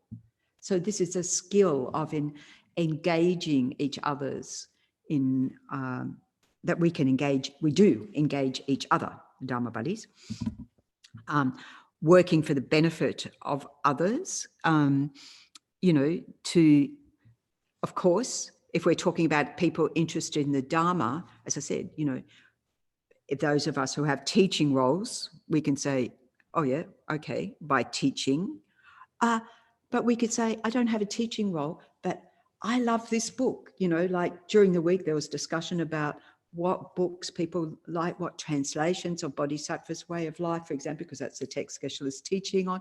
So, oh, I like this translation and this is why I like it. And I like that one and I like this. Oh, have you read this one? So in that way, we're giving the teachings to each other, or we're making the teachings available to other beings who don't have that availability. And we see this with I was inspired by, mainly by our Asian friends, you know, in Malaysia and Singapore and other countries who are just always freely offering books. Lama Yeshe Wisdom Archives, freely offering, freely offering, freely offering. So encouraging people in their practice. We do that again, putting a plug in, Prison Project, you know, freely offering. We've sent out all the practices that Lama Zopa Rinpoche has advised. We've sent that out to all our prisoners, you know, all our people engaging in the Dharma who are wanting to cultivate the Mahayana virtuous mind, who are engaging in doing that in very difficult circumstances. And then skillfully, if we're able, according to their level, you know. So if you're talking to members of your family or friends or so forth who are not interested in the Dharma, don't give them a big Dharma talk. Of course, you know, we know that you know, it doesn't work anyway. But just by, you know, in that situation, we can make it not trying to, because they haven't engaged in the Dharma, so they're not in this category, but we can still skillfully show how, and our families know that, you know. I've heard people say, oh, I'm here because my husband told me it was time for me to go back to the center. I don't know what they're doing now. It's time for you to Zoom. It'd be a really good idea if you went back there and went to teachings and meditated for both our benefits. Thank you, precious teacher. But anyway, yeah. So this is where we can see the skill of Lama Atisha and putting together these step-by-step progression, how to train on the path to enlightenment. Shantideva, you know, sort of elaborating on the six perfections so that you just read one verse, you know, from those chapters and it connects. And, you know, somebody was saying during the week, you know, the verse from Shantideva from Bodhisattva's Way of Life that says, if you can change something, why worry? If you can't change it, why worry? Like worry won't help. So that becomes part of you. And then you can use those sorts of phrases without attributing to anyone in a way that connects with others. So you're, you know, introducing the Dharma to them in that way. And then, yeah, walk the walk. This is the most profound thing, isn't it? Walk the walk, not just talk the talk. So putting it into practice, whatever we're suggesting to others. And this is where it comes back to that question about, you know, when somebody else is breaking vows, you know, whether you criticize them or something, I have to take a step back and say, oh, am I squeaky clean? Absolutely not. Working on it, you know. Thank you, Graham. Yes, and Deb. Do you want to elaborate on your comment about as long as space exists, Deb? You have to unmute yourself to do that. Yes, I'm unmuted. It means I have to find it too. Yes, you have to find it to do it. Yeah. For as long as space endures and for as long as sentient beings remain, for that long may I abide and eliminate the sufferings of migrating beings. Yeah. I read that verse in a book by Pema Chodron. I'm just going to put my video on for a second. It'll be reversed, I think. this, Pema Chodron book, No Time to Lose. It's a Yep. really modern day commentary on this Shantideva long text, but really, really accessible and beautiful. And it was reading this book, and it was that verse that I was hooked. Great. It's profound, isn't it? As long as space remains, as long as sentient beings remain, so may I too remain to dispel the suffering of transmigratory beings. Yep. So it just covers it all. It covers it all, the whole bodhisattva attitude. So we can share those things that inspire us. I'm going to share one of those in a moment when we get to the bottom of the page, when I get to the bottom of the page. So we've talked about, taking vows, and the point of taking those, first of all, restraining our own, restraining ourselves from engaging in harmful actions. So it's wise for the benefit of ourselves to accumulate virtuous actions ourselves, ripening our own mental continuums, training our minds for our own sake, preparing the mind to then work for the benefit of others. So there's the three levels of the practice of those, which comes up then when we talk about the perfection of ethics or of moral discipline. And Lama Tsongkhapa said, without subduing your own negative emotions, there's no way you can help others pacify theirs. And it resonated with one of the questions I got on the Contact Manko Nana Chenrezig email that's online.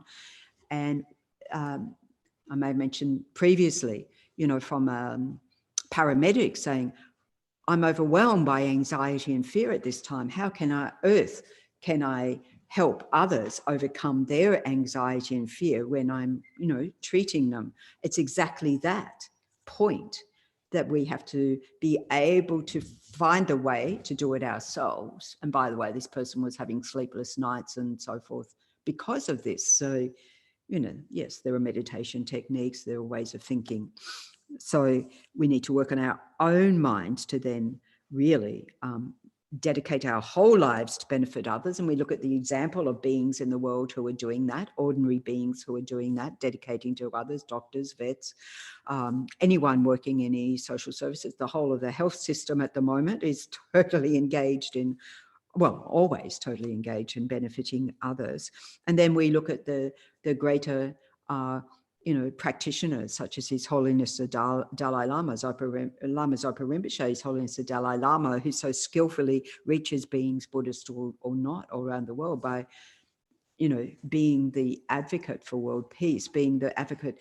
I mean, it was interesting when His Holiness sent that message about COVID-19, and I'm part of the Australian Sangha Association, so all different Buddhist traditions. I'm on the committee there. And so we discussed that when it came out, and they said, oh, send it. We want to put it online. When he said one about the bushfires and so forth, it inspires people and engaging like that. So just thinking, as our lamas do, to dedicate as much as we can in our capacity to work for the welfare of others. And this cuts across our self-grasping, but we need to work on that as well. We would need to work on the attachment and anger and the whole kit and caboodle that rolls out as a result of that really rule our mind. Okay, so I added in that this this mere four-line verse, which Lama Zopa Rinpoche gives a little bit of a commentary on in the book. I don't know if you can see that bodhisattva attitude. I think you're probably getting a lot of light reflection, seems to me. But that's in Lama Yeshe Wisdom Archives, which is all about how to dedicate your life for others in precisely this topic. But on these 4 lines, give up stretching the legs. As soon as I read that, I thought, oh no. I mean, the first time I heard that, I went, but I like stretching my legs. So we have to, this is why we need a commentary. It's not, do not ever again stretch your legs, because a health professional will tell you it's good for you. So keep that exercise going. So as Lama Zopa Rinpoche says, the point is, when your mind becomes lazy, you stretch out your legs. Then you stretch out your whole body in the 10 directions. I don't know how you can do 10 directions all at once. I get 8, but up and down at the same time. Oh yeah, you could if you're standing. Whatever you can, you stretch out. There is no rush to practice. Goodbye, Dharma. Okay, so you can see what he's saying. It's don't just loll about and then relax too much. So that's what that is saying. It's not saying literally don't stretch your legs. Okay. Clarify. Doki, what page is that? It's on, oh, what page in the book? 73 I'm up to. There's a whole sort of little bit of commentary and different translations of this. So this comes, Pabonka Rinpoche commentary on the Haruka Tantra comes from there.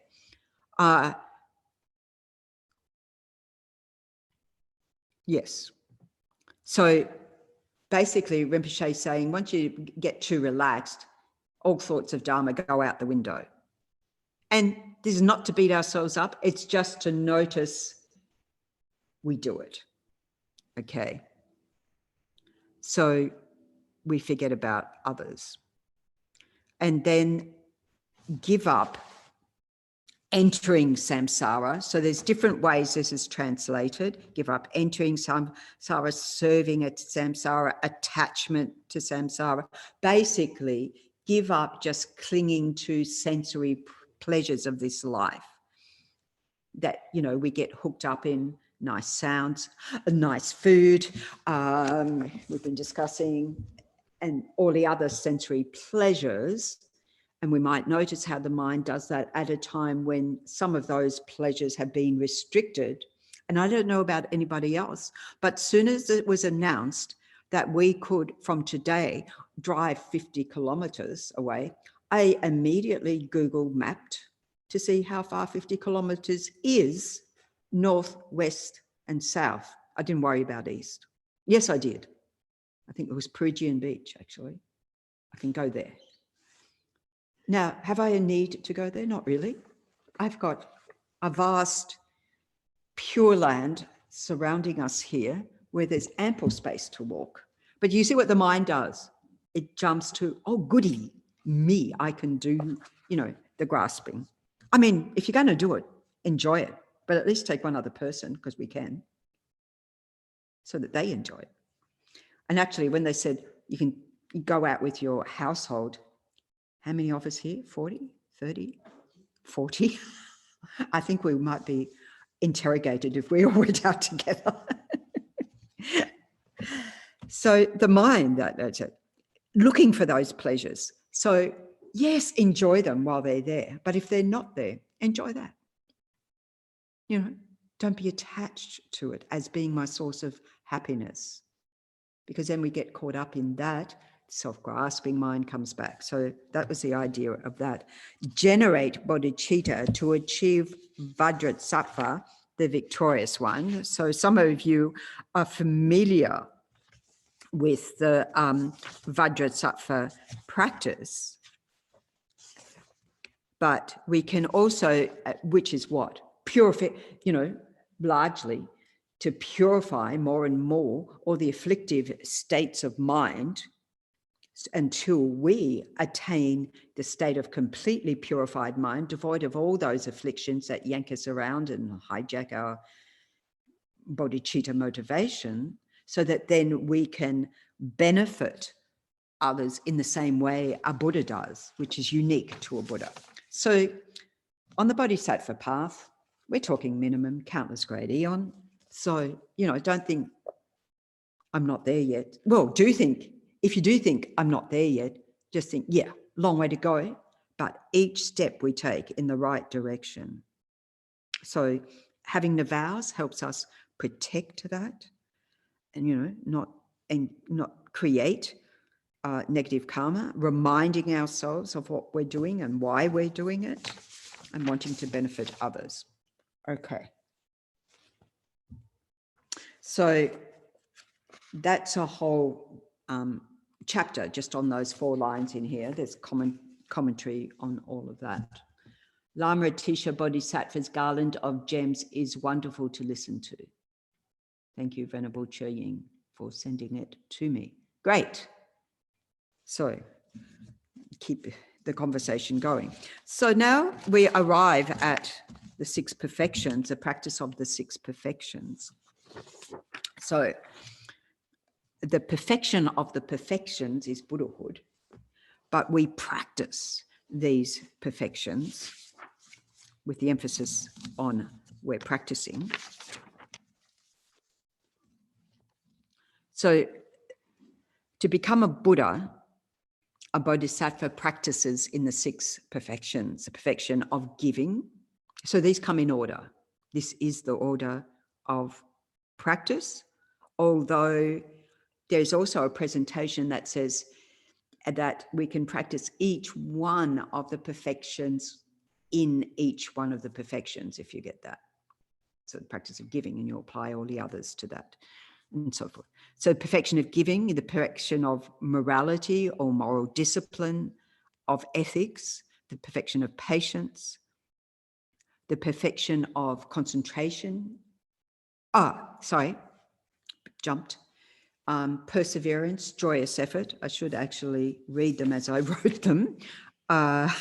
Joyous effort, because there's different translations and they all really help to understand the meaning. The perfection of firm contemplation, or we say concentration, you know, of calm abiding, shamatha practice, calm abiding mind. The perfection of wisdom. So, as I said, these are a fixed number of perfections in terms of being able to complete the paths and methods of the Bodhisattva practice and working the way up on the Bodhisattva paths and grounds. And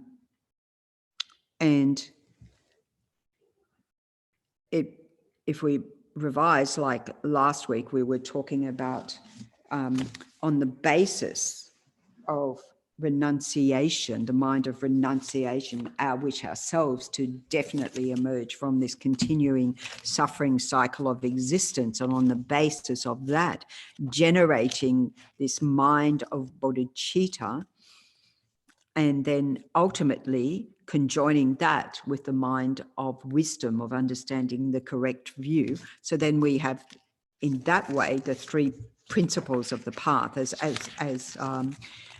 then elaborated, the 3 principal aspects of the path, as elaborated by Lama Tsongkhapa, who said,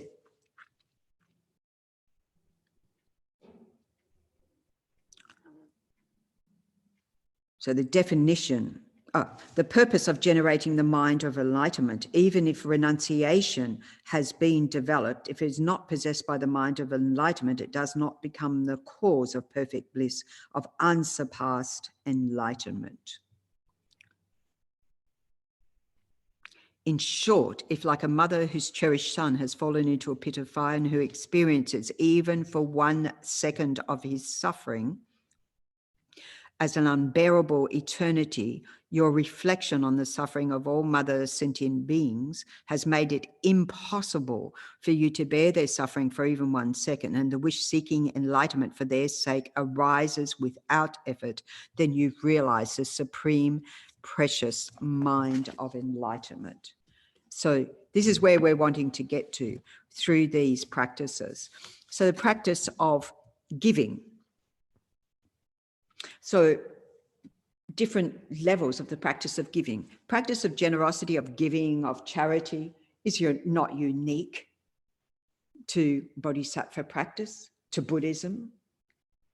It's there in society. It's there all the time. The practice of generosity, but doing it on the basis of engaging in vows and with a Mahayana purpose of to benefit others, but also for myself to become enlightened for the benefit of others. So the practice of giving, the practice of morality, the practice of patience, primarily towards the benefit of others. Of course, all these practices are practices for our own mind, but then the practice of joyous effort, meditation, and wisdom, actually the first four, really more for the benefit of others, and then cultivating these minds through calm abiding and the special insight, the wisdom, realizing reality as it is and conjoining the two together, benefit so that we gain the realizations, and then we're able to benefit more and more and more. So they're set in a particular order. So we start with the perfection of generosity. And of course, we've got to think, why do we start with the generosity? Because what's the most powerful mind that we want to overcome in this is the self-cherishing mind, the grasping at looking after me and mine. So having that sort of a mind, counteracting that. So here we have, for example, the story of Geshe Ben Gungao. So what's the opposite of generosity? Well, one you could say would be stealing, taking from others rather than giving to others, isn't it? So I want for me. So, I mean, you could say hoarding, but you could say just actually, literally, the taking, isn't it? Is the opposite. So Geshe Gungao. So before his backstory, he was a thief. This is why it's one of those stories the prisoners like, because it's like, oh, you can turn from a thief to a geshe, in one lifetime. As one of the prisoners said, do you mean I can be a bad person and a good person in the same lifetime?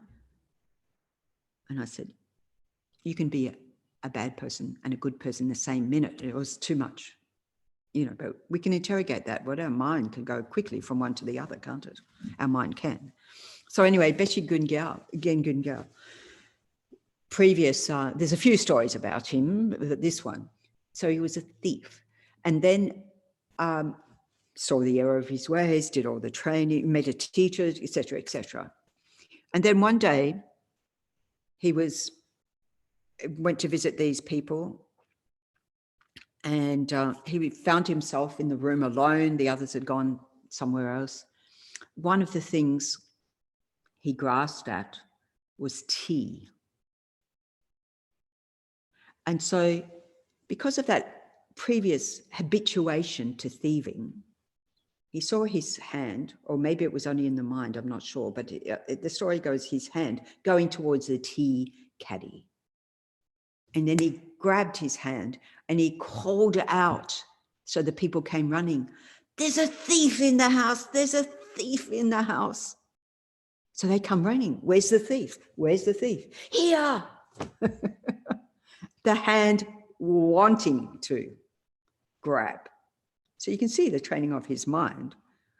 So training our mind in generosity. Like, for example, I was contemplating this morning, the amazing example of Lama Zopa Rinpoche. So Venerable Roger, who's not only the CEO of our organization, FPMT, but Lama Zopa Rinpoche's, personal assistant for over 30 years, right? Something amazing amount of time. Before that, he had been the attendant to Lama Yeshe. And he told this story, how Lama Yeshe would say to him, Lama Zopa would say Lama Zopa had been teaching and people came and make offerings, practice of generosity, thanking for the teachings. And Lama Yeshe would send Venerable Roger to go to Lama Zopa's room, this is what Venerable Roger said, to get those offerings before Rinpoche gave them all away. And he said, I never got there on time. Like they were gone every time. And he said, one time I turned up, and so we have this lower robe called Shamtab. And so he said one time, Roger got there and he saw a Geshe coming out and went in, and Rinpoche had given his Shamtab to the Geshe. And he was in his underskirt and he's like, and we have to catch a plane now.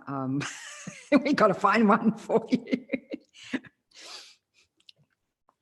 So I remember one time with Rinpoche, that Rinpoche, like some people had asked Rinpoche to place on his altar and so forth some crystals that they could use for then fundraising and you know, and so forth. No, it wasn't that. It was malas. Yeah. And they went back to pick up the malas, and Rinpoche said, I'm so sorry, I've given them away. I mean, he wasn't disturbed at all. And of course, at the end of the day, they weren't disturbed, just a little bit. Oh, okay. So that nothing sticks to his hands, you know, that practice of generosity. On the cover of that food offering book, you know, even though I had to sit first, it didn't work right to be able to offer. But Rinpoche's there with the cup making the offering. You know, once we take refuge, it said to offer the first of our drink and our food to the Buddhas, to the holy beings, to our teachers and so forth. So we have this practice. So on the cover of the book, Rinpoche very nicely, there's no grasping fingers. It's all, nothing's touching his, and fingers are going out like this. So it's a wonderful example because it then trains your mind. Oh yes, how much am I grasping at my precious chai? And I say this because we're going to have Guru Puja Sog at 4 o'clock. And I remember somebody saying one time they only ever came for the chai, not someone present here, but you know, it's just like, really? Well, that's skillful means, because if you see Lama Yeshe and Lama Zopa, you know, one way of that skillfully attracting disciples or attracting people to the Dharma that we were just talking about, the full skillful ways, is cook up a stall, give them food, give them things. And this is what Lama Zopa does. He gives things to others. It's attraction, isn't it? To the Dharma, always giving. So this perfection of giving, which as it says in the Guru Puja, I seek your blessings to complete the perfection of generosity through the guideline teaching of increasing the mind that gives without attachment. In other words, the practice of the perfection of giving is the wish, is the aspiration to give from our heart freely, without grasping attachment, without wanting to hold something back. So we have to train our mind in this,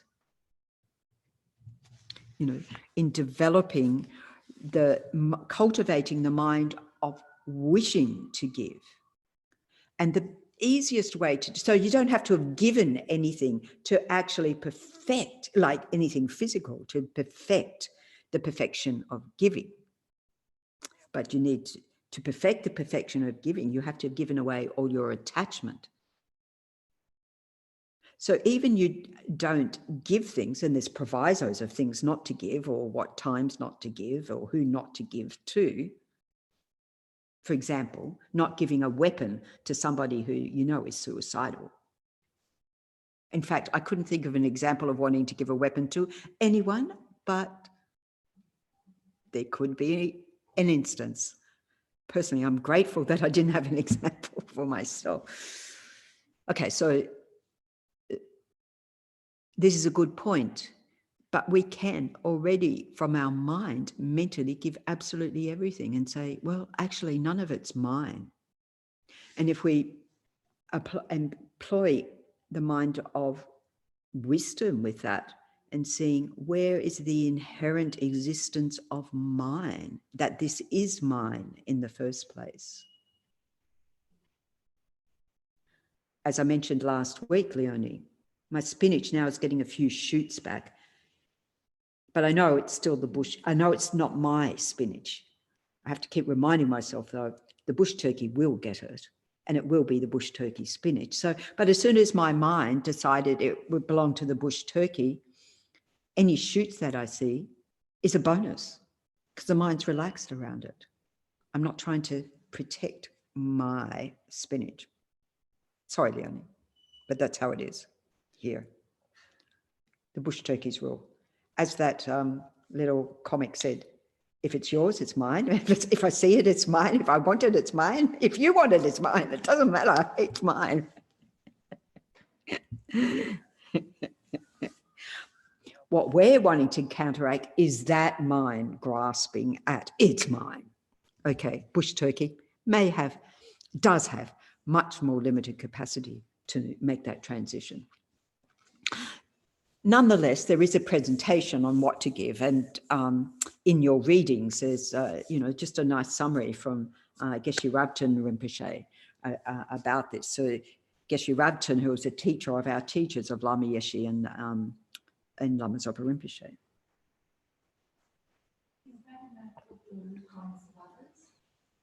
It's not in the book Kindness of Others, it's in your readings. So one thing is giving of material help to those in need of material help. So we see this. We've talked about the giving of food to those who are homeless at the moment, or, those who are in need of food, of clothing. These are easy things, hopefully, easy things, property for us to give. And not just because I'll give that clothing because I don't want it anymore. And so now it's worn out, I'll take it to the op shop and they'll say, thank you very much. We've got a whole mountain of those. And they go to the rags department. I mean, for sure, recycle, no problem. But, give them the nice things. And we give not with a mind of then regret. Oh, why did I give away my nicest coat? And now the weather's turned and now I'm cold and I should never have given it. The mind of self-grasping comes back to bite us. So, of course, high bodhisattvas, we hear the stories, they give away their eyes, they give away their arms, legs. I mean, the Buddha, look at the example of, the Buddha having just, remember, this is a Buddha, gave his body to the tigress who the Buddha had, he was a prince in that lifetime and saw that the tigress, out of starvation, was contemplating eating her cubs, her babies, Imagine having a mind that's so desperate like that. And of course, the Buddha instead lay himself down, even like slit his throat or whatever to get the blood coming so that you come and eat. And saved, therefore, her from eating her babies. And then in the lifetime, when the story, as we know, of Shakyamuni Buddha, manifesting as not quite so ordinary being, but being born, as the son of a king, and then leaving the castle and so forth. Is it a castle? And a palace. They always say palace. What's the difference? Anyway, celestial, worldly celestial abode, and relinquishing absolutely everything. Gave away his son, his daughter. Oh, he didn't have a daughter, delete. Gave away his son, gave away all his possessions, gave away his, all his possessions, gave away all his clothes, gave his hair, everything, to lead a very simple, austere life, non-attachment. So we can look at that way in how much, cultivating a mind of contentment. This enables us, our practice of generosity, cultivating of contentment with what we do have. and giving to others. I'm not saying give away all your possessions. I remember one Lama one time saying he had a CD collection because his students would come and practice generosity by giving. So it's just like, now I have to store their CD collection. Who can I give that to? Maybe people don't still have CDs, so maybe that's easier. Be skillful in what we do give, but to the capacity. And of course, in that lifetime, that tigress and her cubs were the 5, then what became the first disciples of the Buddha in that life. So that ripened in that lifetime. So the real action here is the strong decision to give freely. So to take the opportunities for giving wherever possible, to take the opportunity of giving freely without greed, without the hand, one hand out and one hand back. So, when we give some sort of offering, we've got to work on this with our mind, because of course it's not give away all your possessions and therefore you be destitute and your family destitute as a result. That's not skillful. It's not saying that. But where we can look at, actually, I can actually contribute to this person's well-being, giving medicine. Well, I'm inspired by Sunny Street, this, actually, I think they're doing telehealth at the moment, but I'm not sure if they're still doing their mobile van, nurse and doctor gave up their paid jobs to set up this organisation, Sunny Street, to offer medical care for homeless people in the street. And now they expanded from Brisbane up to, well, they started Sunshine Coast, from Brisbane to Sunshine Coast, and they go around in a van and other volunteers and train other people to do this.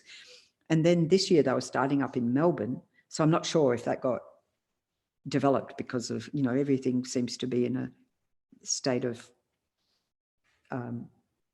status quo or something. I'm not sure if they expanded that yet. Haven't seen them for some months, so not quite sure where they're up to with that. But how inspiring, using all their skills. So giving your skills to benefit others. People volunteering, and I know I sort of feel like, what do we say, preaching to the choir. The benefits of that. We win from that. We benefit from all our volunteering to be able to help. Even you possess nothing, you can give. You can practice the giving. So it depends totally on our state of mind.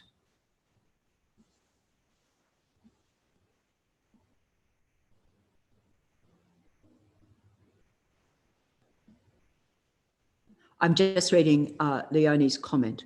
We offer things that get taken, stolen. Yes, yes, yes. That's a very good point. Turkey. I remember when I was at Seichen Ling in San Francisco, and we got robbed. The Dharma Center got robbed quite extensively. Somebody was just thinking to get up. It was 5 a.m. and somebody came bursting into the room, and I thought it was someone living in the house. And I went, oh, do you want any help? And they zoomed outside and ran. And then I came out and the whole place had been ransacked. They took everything that glittered, that they thought was gold. They took laptops. They even took prisoner letters because this is where the prison project office was. Or they took many, many things. And I remember Lama Zopa Rinpoche had said when people robbed the Dharma Center specifically, because there'd been another center that had been robbed, and said, give freely from your heart, in your mind. I think this is the point you're saying, isn't it, Leonie? Yeah, Yes. Turkey, yeah. And it, what was happening was that Tenrisica, I was putting some little things in the garden. Can you hear Are me? you able to speak a bit louder, or is that as loud as it gets? Can you hear me or not? Yes. Yeah. Others So hear her? I'm not sure. I haven't got my earphones in. I was putting Yes, some I little, can. Yeah. yeah, Okay. I was putting some little little ornaments in the garden, and they were going missing, and the children were taking them, and then I felt bad that they were getting bad karma for stealing. Then, so what I did now when I put the garden now is that I offer them freely to give them so that they're not stolen. You know, like they're not, so when the children take them or anyone takes them, that they're actually offered, not permanently there, you know. So it was sort of changing my mind that they weren't then be seen as stealing. Thank you. Yes. Yes. Yeah. So that, but what also pointing out to the children that that was stealing. So I was in a situation one time where the Dalai Lama, we were, the Dalai Lama was giving a talk, and I was part of, anyway, had to organize a volunteer whose job it was to sit there the whole time the Dalai Lama gave the talk and to just watch the cup. That was their job, to watch the cup so that the cup didn't get stolen. Well, that person watched the cup until His Holiness left the stage, and then the cup was stolen. And anyway, the person who took it as a treasure of the Dalai Lama and were upset when they were then told that is stealing. Because they said, oh, I thought it belonged to the venue. It doesn't matter if it belongs to the venue or who it belongs to, it wasn't yours to take. So even, you know, oh, I want to have a souvenir of the Dalai Lama, right? So that was their motivation. So they saw it as a pure motivation, but it wasn't, right? Still stealing. So pointing that out, you know. Anyway, so yes, we have to be, it's a karma thing. And you're reminding me, Leonie, of an instance at Vajrayana Institute in Sydney where we had a thief, not one of the students, not someone who came to the centre, but somebody who came in to the centre. And actually, he did this a few times, and then somebody would be just inside the teachings with their ear out for any disturbance. And so they heard him and came out and said, what do you want? And he said, I want to talk to that nun. That was me. So I come out to talk to him. And he's asking me for money. Meanwhile, little do we know, he'd already taken the money out of the donation box because he was standing in front of it to hide the fact that he'd just broken the box. And so he then left because I said, I can't give you money because that would be stealing from the Dharma Center because this is given for Dharma. Anyway, he left and then we saw the box was broken anyway. Anyway, he did this a few times. Eventually, the police, you know, tracked him down. But from our point of view, it was the responsibility. We're not protecting that person from stealing. So we had discussions about how to protect it. And now they've got it. It's fantastic. It's it's just this electronic donation thing. It's just like tap and go. It's fantastic. And it's just got, it tells you you're giving $5 or whatever it is, tap and go. And people just go happily tap. It's fantastic. So totally protected because that's our responsibility, is to protect others also, because they don't know the heaviness of stealing from a Dharma center any more than whoever else they're going to be stealing from, which, you know, thank you for raising that point. Okay, so giving that, of course, giving the Dharma, and we already discussed that with the 4 ways of attracting, of course, it's the most precious thing you can give, because to help people to transform their minds, to get the karmic imprints in the minds, you know, to cultivate a pure mind teachings in someone else's mind. As the Buddha said, I can't actually do it for you. I can just show the way. But there are capacities in which we can do that, as we discussed, you know, sort of giving, like the sharing of the books and so forth.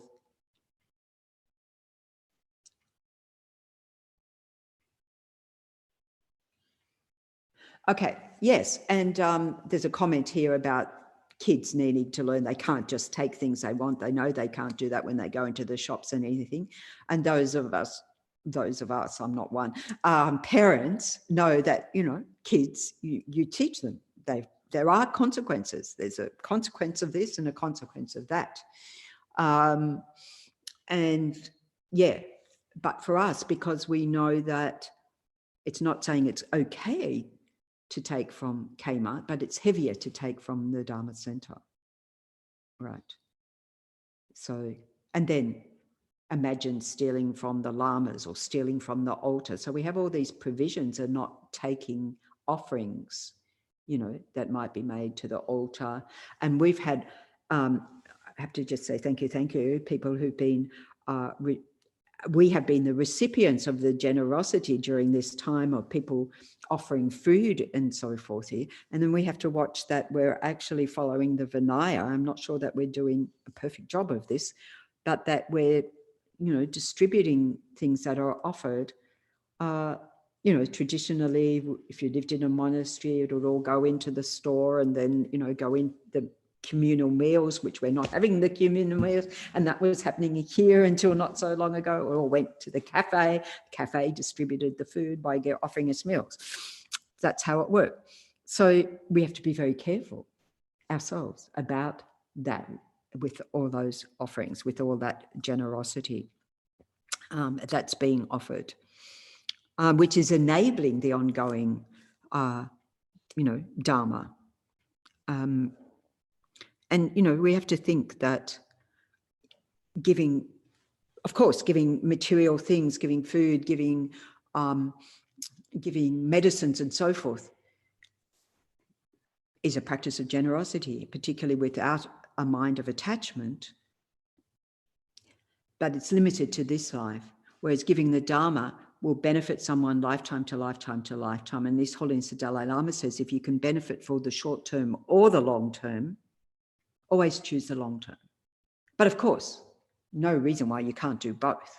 You know, give this and that, but think the giving of the Dharma is much more powerful, because it's, and we know as recipients of that generosity, how much it has ripened already in our mind streams, let alone what we take with us lifetime to lifetime to lifetime. The giving of freedom from fear or fearlessness or refuge, it said, you know, protection. So here we have all these governments giving us protection in a sort of, you know, by stimulating all these guidelines to protect us as much as possible from cross-infection. We have to sort of come to the party, or not a cross-infection, being infected by COVID-19. So that all those opportunities, you know, to keep safe. So we offer freedom from fear or benefit for people's mind streams, you know, to reduce that mind of freaking out.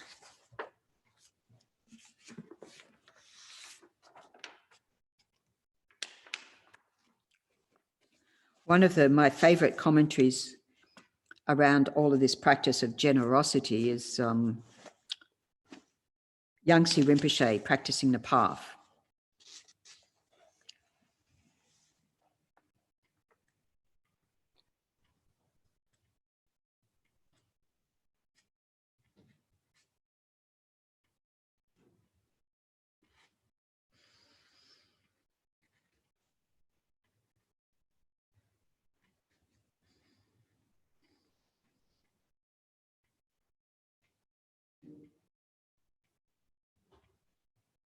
Oh, yeah.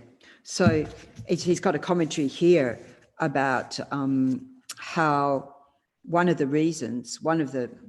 the two other reasons, but one of the main reasons that the Dharma went down in Tibet was because ordained monastics in the Buddhist tradition began to accumulate material possessions, because we have vows, not to accumulate things. And this is where, I think often that all my Christian nun friends are now living in communal houses, so it's changed.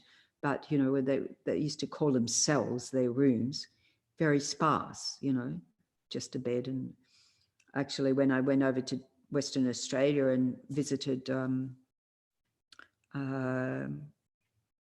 Bodhiana Monastery, and Ajahn Brahm's room, which he calls a hut, I call a cave, because it's sort of built into the side of a hill like that. And it's just got like a bed, a little ledge with a Buddha image.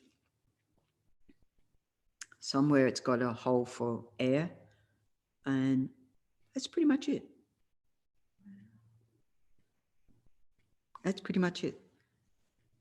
And he's got double doors, very thick doors, so that he can do a retreat there. But I did notice, even with both doors closed, you can still hear people outside. By the way, he was away from the monastery at that time. I wasn't.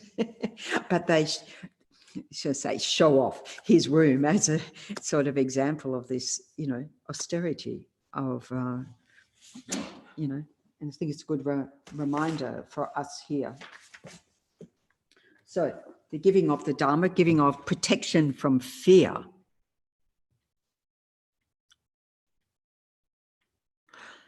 So as Yangtze Rinpoche says, if you visit someone in a hospital, should you have the opportunity to do that, might be tricky at the moment, talk to them, calm their mind, and try to dispel their concerns of what is happening to them. If you're doing that, you're practicing the generosity of giving protection from fear.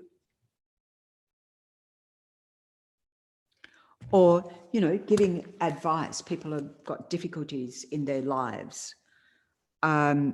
We had the example, Geshe Zopa used the example when Punsog Rinpoche was at school in WA, which we heard about afterwards, that when he was in school in Perth, and he actually, was he 10 years old?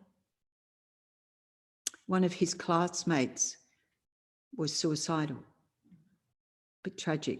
I mean, it's tragic just to even contemplate that a 10-year-old would be suicidal, but he talked him out of it.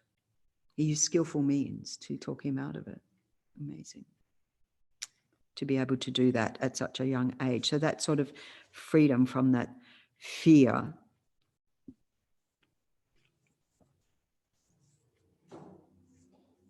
And of course, if we see any being in danger, we try and save them. So I'm kept busy with the ants in the sink, around the sink, anywhere else. Because even though they're attracted to the water, and I guess they want to drink, I just worry that they're drowning themselves. So you just got to keep an eye on them and, get some tissues and kindly escort them outside. That takes time. Those who are parents see this as the child, danger, running onto the road, or grandparents, or, what do we say? Putting your hand on the hot stove, or, protect them.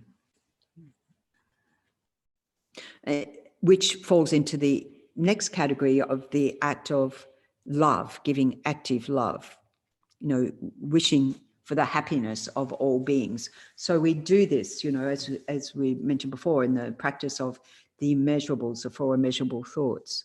May you have happiness and the causes of happiness. May you be free from suffering and the causes of suffering, and so forth. May you abide in the happiness that is entirely free from suffering forever. So, directing those wishes, even if we can't help them straight away, but cultivating that, just having that wish, means that in the end, we will be able to benefit them in the same way all these great holy bodhisattvas are able to benefit. So all our acts of generosity, of giving, benefit others. and also benefit ourselves by diminishing our self-grasping, our self-cherishing mind. So if we're practicing only generosity, even for our own benefit, because we've been told it's good for your spiritual practice, then it's not pure practice. So we have to do this with the purest mind, but then we have to look at the object as well. Obviously not giving something that's been stolen, that's, you know, sort of contaminated action of giving. I think also if you get caught, it's against the law in some, what do they call it? Stolen object, stolen goods, handling stolen goods or dealing in stolen goods.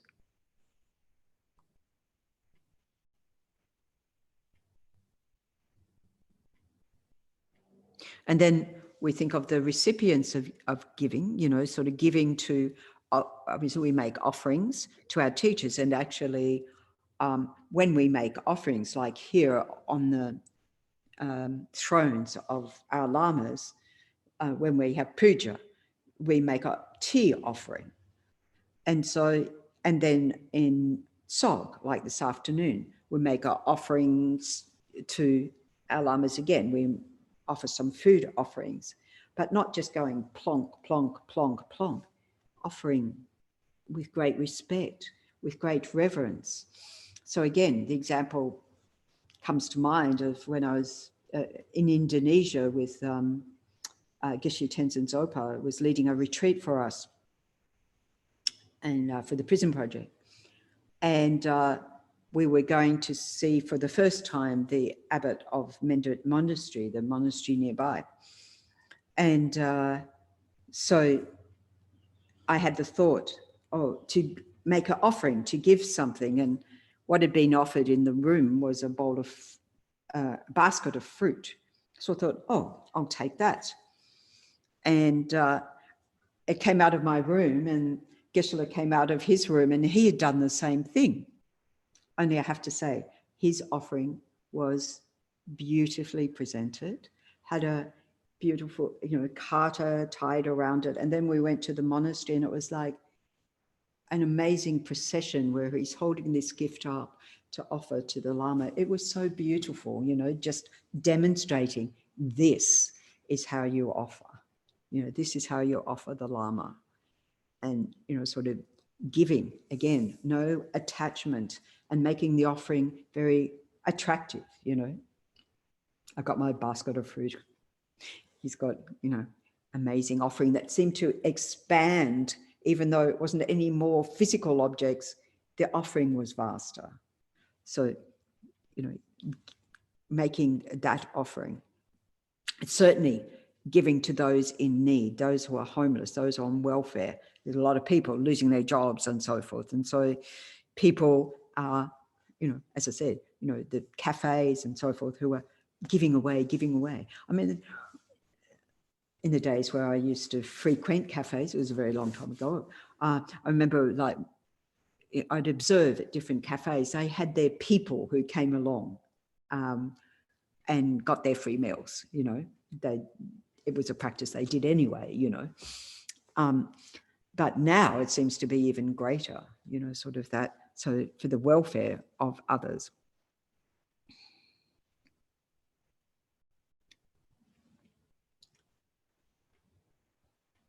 Okay.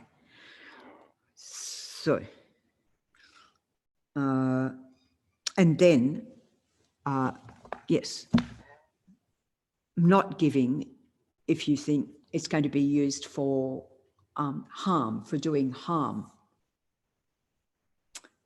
So, for example, I had a conversation recently with someone who, one of the prisoners we support had rung up and said, this person, the prisoner, has anyway asked their Dharma friend, their mentor, if they would set up a bank account for them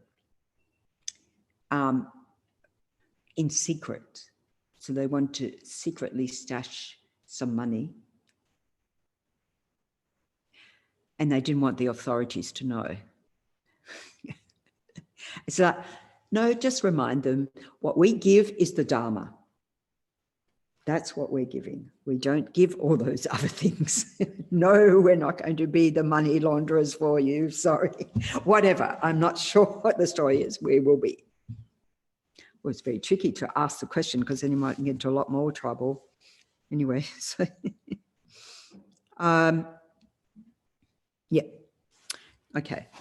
So the practice of generosity. There's a lot more elaboration on these practices, but I'm mindful of time and just sort of doing a very basic general outline, and to think that the order is precise, you know, so that we open our hearts and minds towards others by the practice of generosity, and then the practice of ethics, ethical discipline, morality, the practice of vows in relation to engaging with others. So again, for the welfare, for their benefit.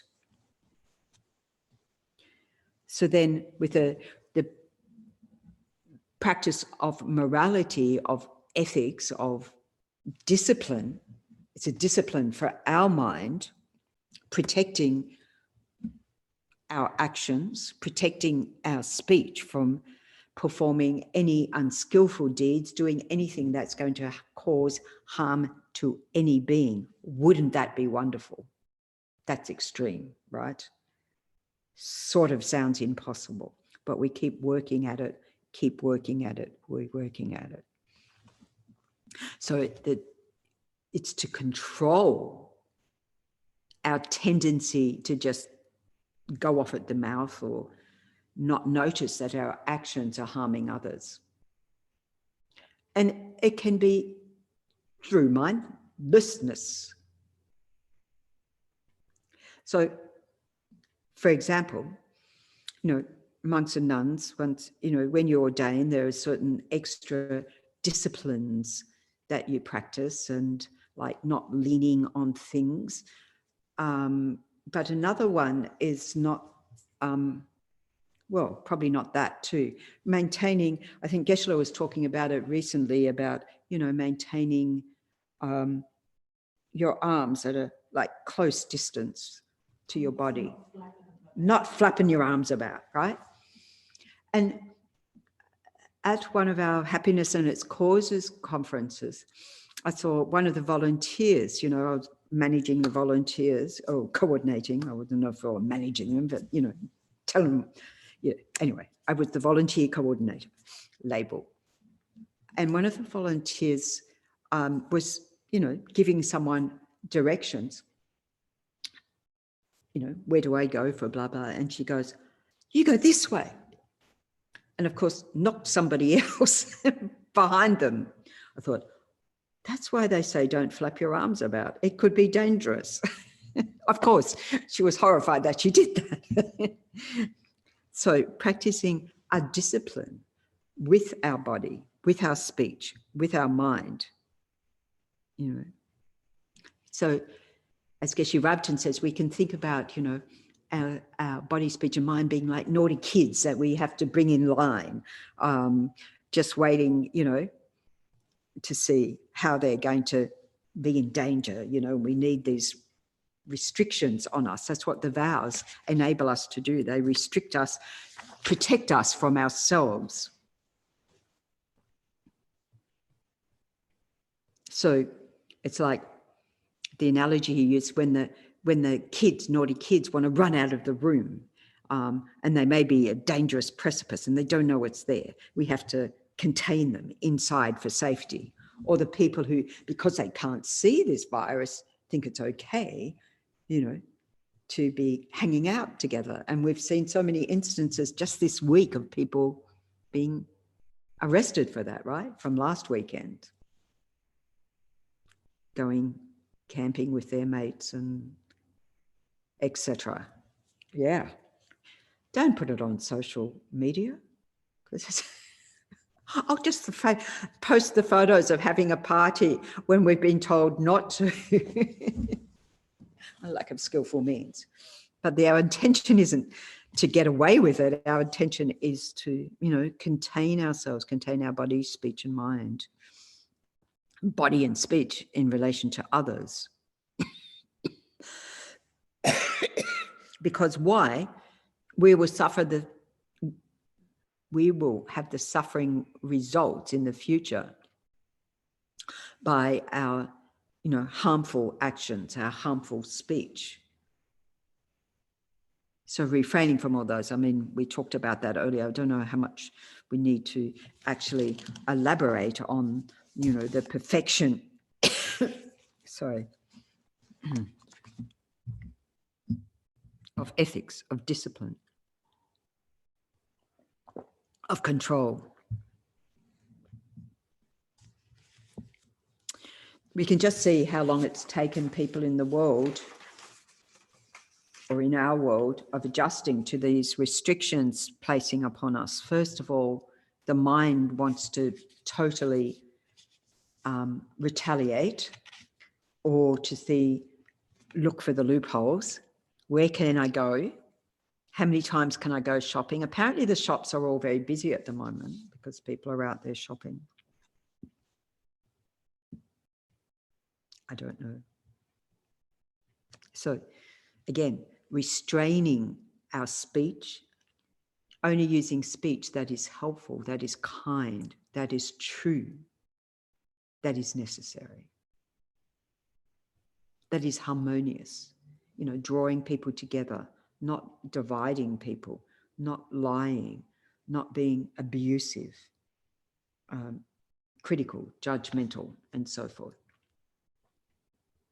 And then with our actions, it's very hard not to do harm, but we try our best. Our intention is not to kill. Our intention is not to steal. Our intention is not to engage in sexual misconduct, monastic, engaging in sexual conduct. So refraining ourselves in this way, practicing restraint, but also it ties back into the generosity of just sort of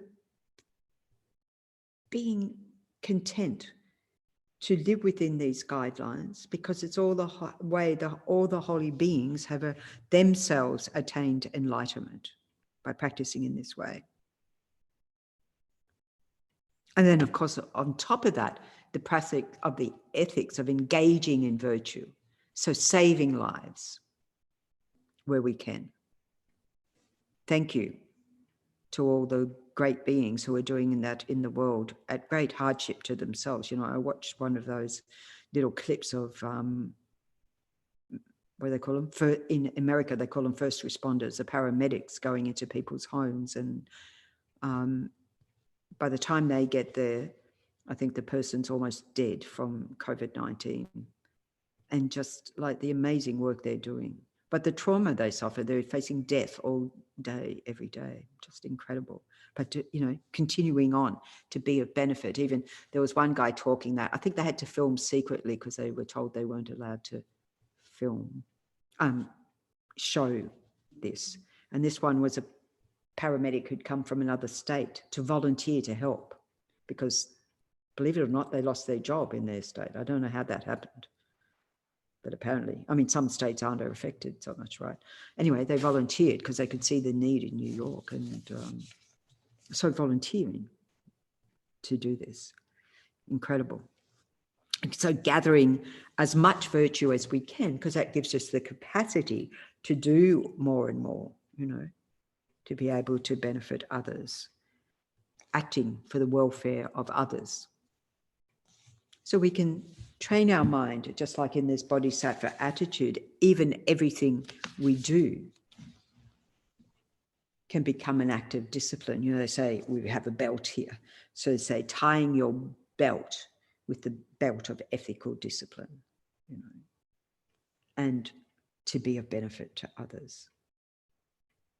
Because we know the consequences for ourselves, but we also know how that unskillful words and unskillful action is going to harm others. We know ourselves how that harms us when we're confronted with that. So we look at the examples of our teachers,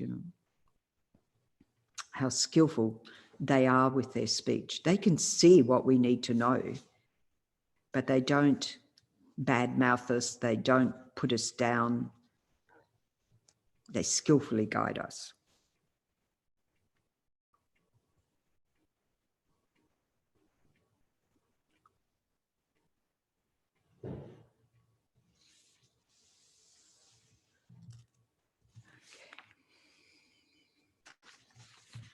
So any questions, any comments? Let me read the verse. I seek your blessings to complete the perfection of morality by not transgressing the bounds of the Pradamoksha, Bodhisattva, and Tantric vows, even at the cost of my life. So this is saying, how far am I prepared to go, even at the cost of my life? Of course, you have the example again of the Buddha and other holy beings, but I was just thinking of the example where the Buddha, I'll give the example and then comment.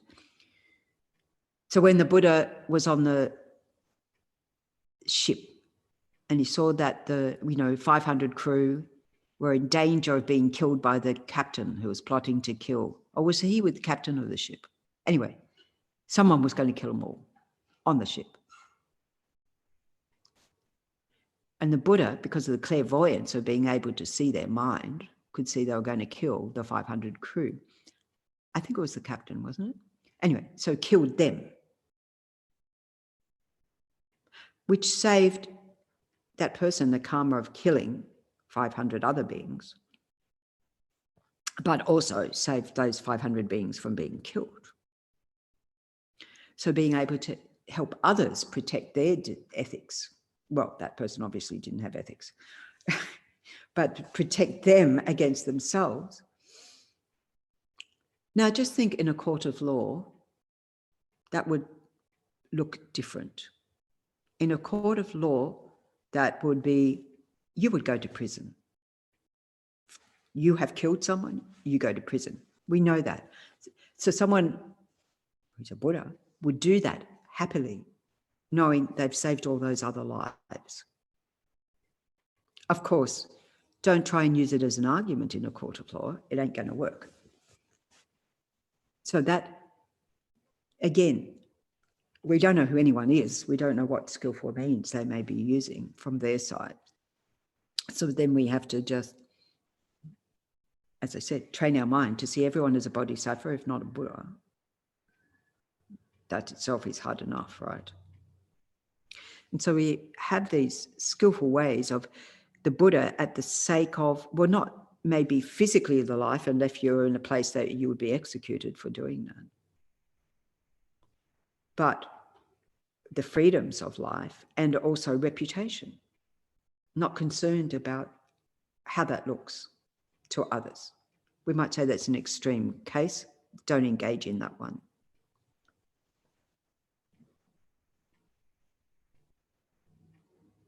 Okay, question, Isara.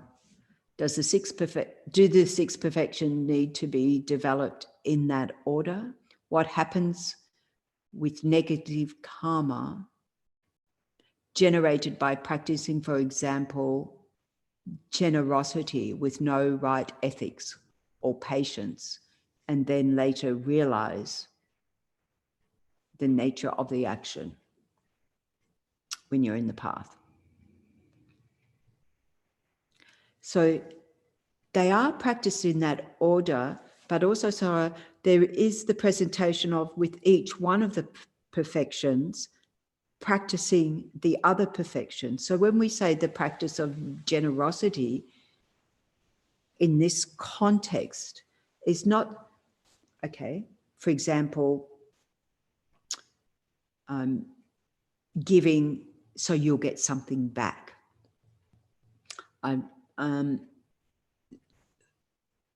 Or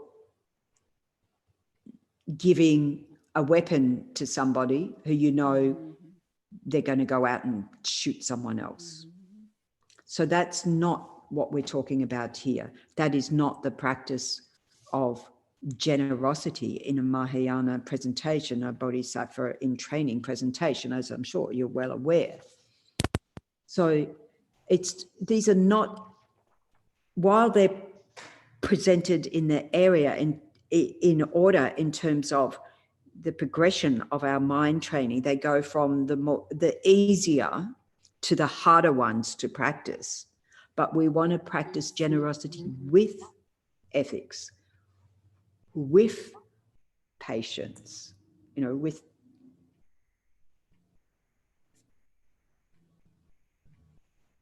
Of course, generosity with joyous effort, fantastic, you know, rejoice, because rejoicing in others' generosity and so forth increases, enhances that. And then working on our mind with the, you know, sort of concentration and wisdom aspects, so that even the practice of generosity, we're saying the object, like the thing we're giving, the giver, myself, and the recipient, all empty of inherent existence. In other words, what? There's an interdependent relationship here. So even the act of giving itself is not an inherent existence. So we practice training our mind with the wisdom, realizing emptiness, even we're just saying the words and not really sure what it all means. As Lama Zopa Rinpoche says, as soon as you start saying the words, contemplating, it starts to cut away at the confused state of ignorance that propels most of our life. So yes, they're very much interwoven in our practice. And to the second part of your question, you know, about then later you realize, well, we're like that all the time. I realized my motivation wasn't pure. I thought it was, but now I check up and now I'm getting better at my motivation being pure. My practice of generosity is getting more pure. So, I mean, I always suffer this dilemma myself because I don't eat chocolate. When I'm offered chocolate, and thank you for anybody who's ever offered me chocolate, because I just offer that on.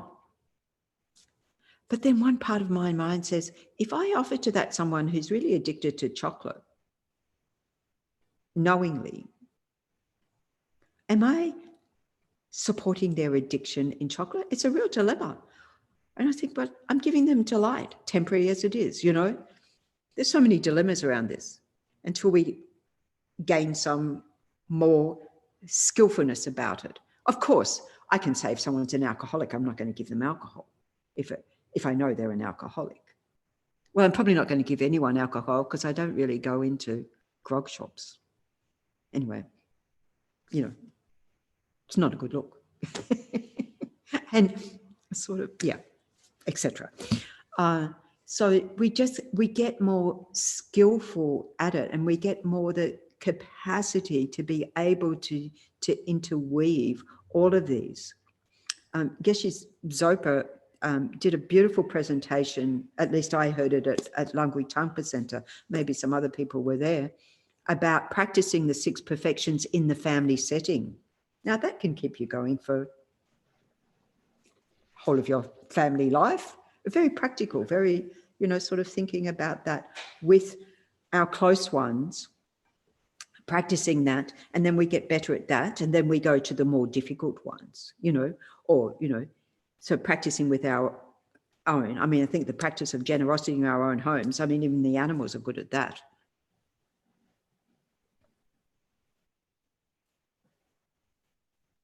Except when the ones in our own homes are the ones who are causing us aggravation, and then it becomes a little bit more difficult.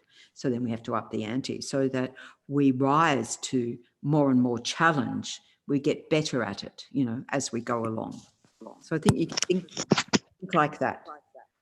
Yeah, thank you. Pleasure. Jackie, can I just, oops, can you hear me? Yes, I can, Leonie. Yeah, I just sort of adding on that, I kind of just think about what you just said there. And I used to, when I first even coming up to Chen music, if I offered something in my own mind, I used to think people would think I'm offering it because I want attention, blah, blah, blah. That's just my own mind.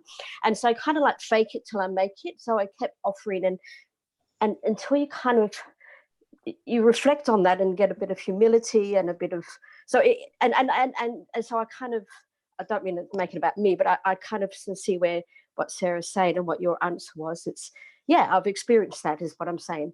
And you try to fake it till you make it, and then you get better at it. Yeah, you check your mind is what you're saying. And that's yes, check your mind. Yeah. You check your mind. What is my motivation here?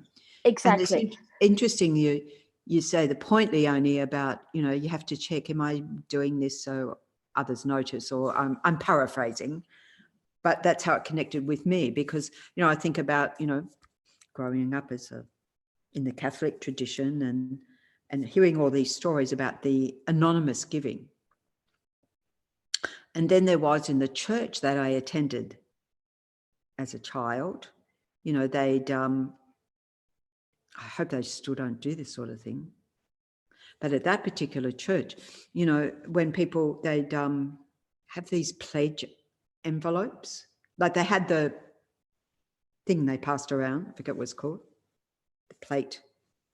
And, you know, during the mass, there'd be the plate and people would put in coins and whatever. So that was, you could say anonymous unless people made some flashy display of that. But generally, which they didn't, which there were these pledges, these pledge envelopes, and they had family names on them. Well, I just know it caused great distress to my mother every single week because they'd read out the names of the families and how much they'd given. And of course, I didn't grow up in a wealthy family. And so it always hit my mother in the heart because our family was never on that list, not because of, I mean, my mother played the organ for the choir. We all helped out in the church and recognizing that is also giving. But it's so the wish to give was there, which is what the important thing is. So it was a bit like, that's why I said, I hope they don't still do that. But I don't know for myself, you know, I prefer when I can in that way to give anonymously, because watching my mind, will my mind of pride arise in, see, immediately, my mind of pride. My name's on the plaque or whatever, you know. So prefer that anonymous. You know, there's a tradition in the Tanka painting where the person who's the patron, you know, so there's a Tanka, I'm looking at this one of Chenrezig or any of these Tankas. So there's a tradition where the person who's the patron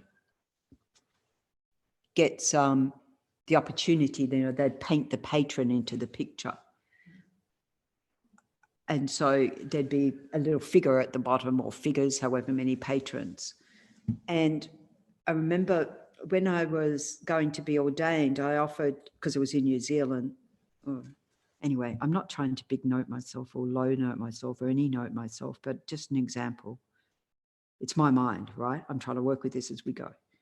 When I went to New Zealand, you know, to get ordained, first of all, I asked Geshe Samton to come along, and he looked like, why would you ask me to come? You're my teacher, Geshe. I'm really excited about getting ordained. He said, Geshe Wangchen said he'll do it. I mean, he'll be the, you know. Anyway, now I realize it was probably would have put him in an awkward position too. They were good mates, but anyway, it's just not that tradition. And then a senior nun who'd been supporting me, and she suggested instead that the offering I wanted to give to her for that to put towards some holy object. And there was somebody painting Tankas at the time, and said, oh, you know, we'll paint you in. I said, don't paint me in. I don't want to be painted in anyway. Because of, you know, the mind of pride can so easily arise in that. Anyway, that's another insight you probably didn't need into the workings of my mind. Yeah, so I like the practice of anonymous giving. It doesn't mean it, you know, you can't always do anonymous giving, but it's a better opportunity to see. I'm probably, you know, not, if it's truly anonymous, you know, I'm not, I don't know if it's so hard these days, especially if you do things online because your name shows somewhere, but at least you say, don't show my name. Yeah. So anyway, it can also inspire others if people's, especially if, you know, someone's ordained name is there and they think, oh, monks and nuns are giving for that. Oh, that's very nice. Anyway, so there's different ways of reading all of these things. We just have to check up the purity of our mind at any given moment, and we improve that with all of these. With all of these, we're improving ourselves as we go along, isn't it?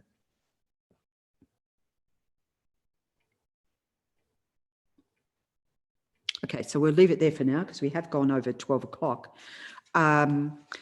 So next installment tomorrow. We've done 2. So only 4 to go tomorrow. I thought, as usual, I thought I might have got a little bit further, but I think it's important. It's important to have the discussions as well. So, yes, thanks, Graham. Can I just ask you to think about this or read about this or any, in the morning, because we haven't had really a lot of, there've been some questions come along and I'm getting better at reading them out. Alan, I missed yours. If my arms flap about, my dog rushes up seemingly wanting to protect me or save me from affliction. Great example for me of loving generosity and helps me not to flap. Wonderful. Love your dog. Okay, that's a beautiful note to end on. May the precious body mind not yet born arise and grow. May that born not decline, but increase more and more. So thank you, everybody. See you in the morning. Think about whether you want to do via email to let me know about the meditation component, whether you want to do. Shakila, I think you missed it, but there were about half a dozen people that responded right at the very beginning of the comments saying, yes, we think that's a good idea. Together. Yes, yes. Apart, but together. Okay. Yes, and there were no negative, no one said, no, that's a bad idea. All right. Well, those that wish to, so we'll make it available to do together. All right. Wonderful. Thank you. Yes. If you wish to join at 4 o'clock, Geshe-la will be joining us for Guru Puja Song. If you wish to join in, even if you don't have the text, you get to be in the presence of Geshe-la for a couple of hours, and that's always a wonderful thing. And the holy objects. Okay, thank you very much. Thank you. Thank you. Thank you. Shakila. Thank you. everyone. Thank you. Thank you, everybody. Bye. Thank you. Bye. Bye.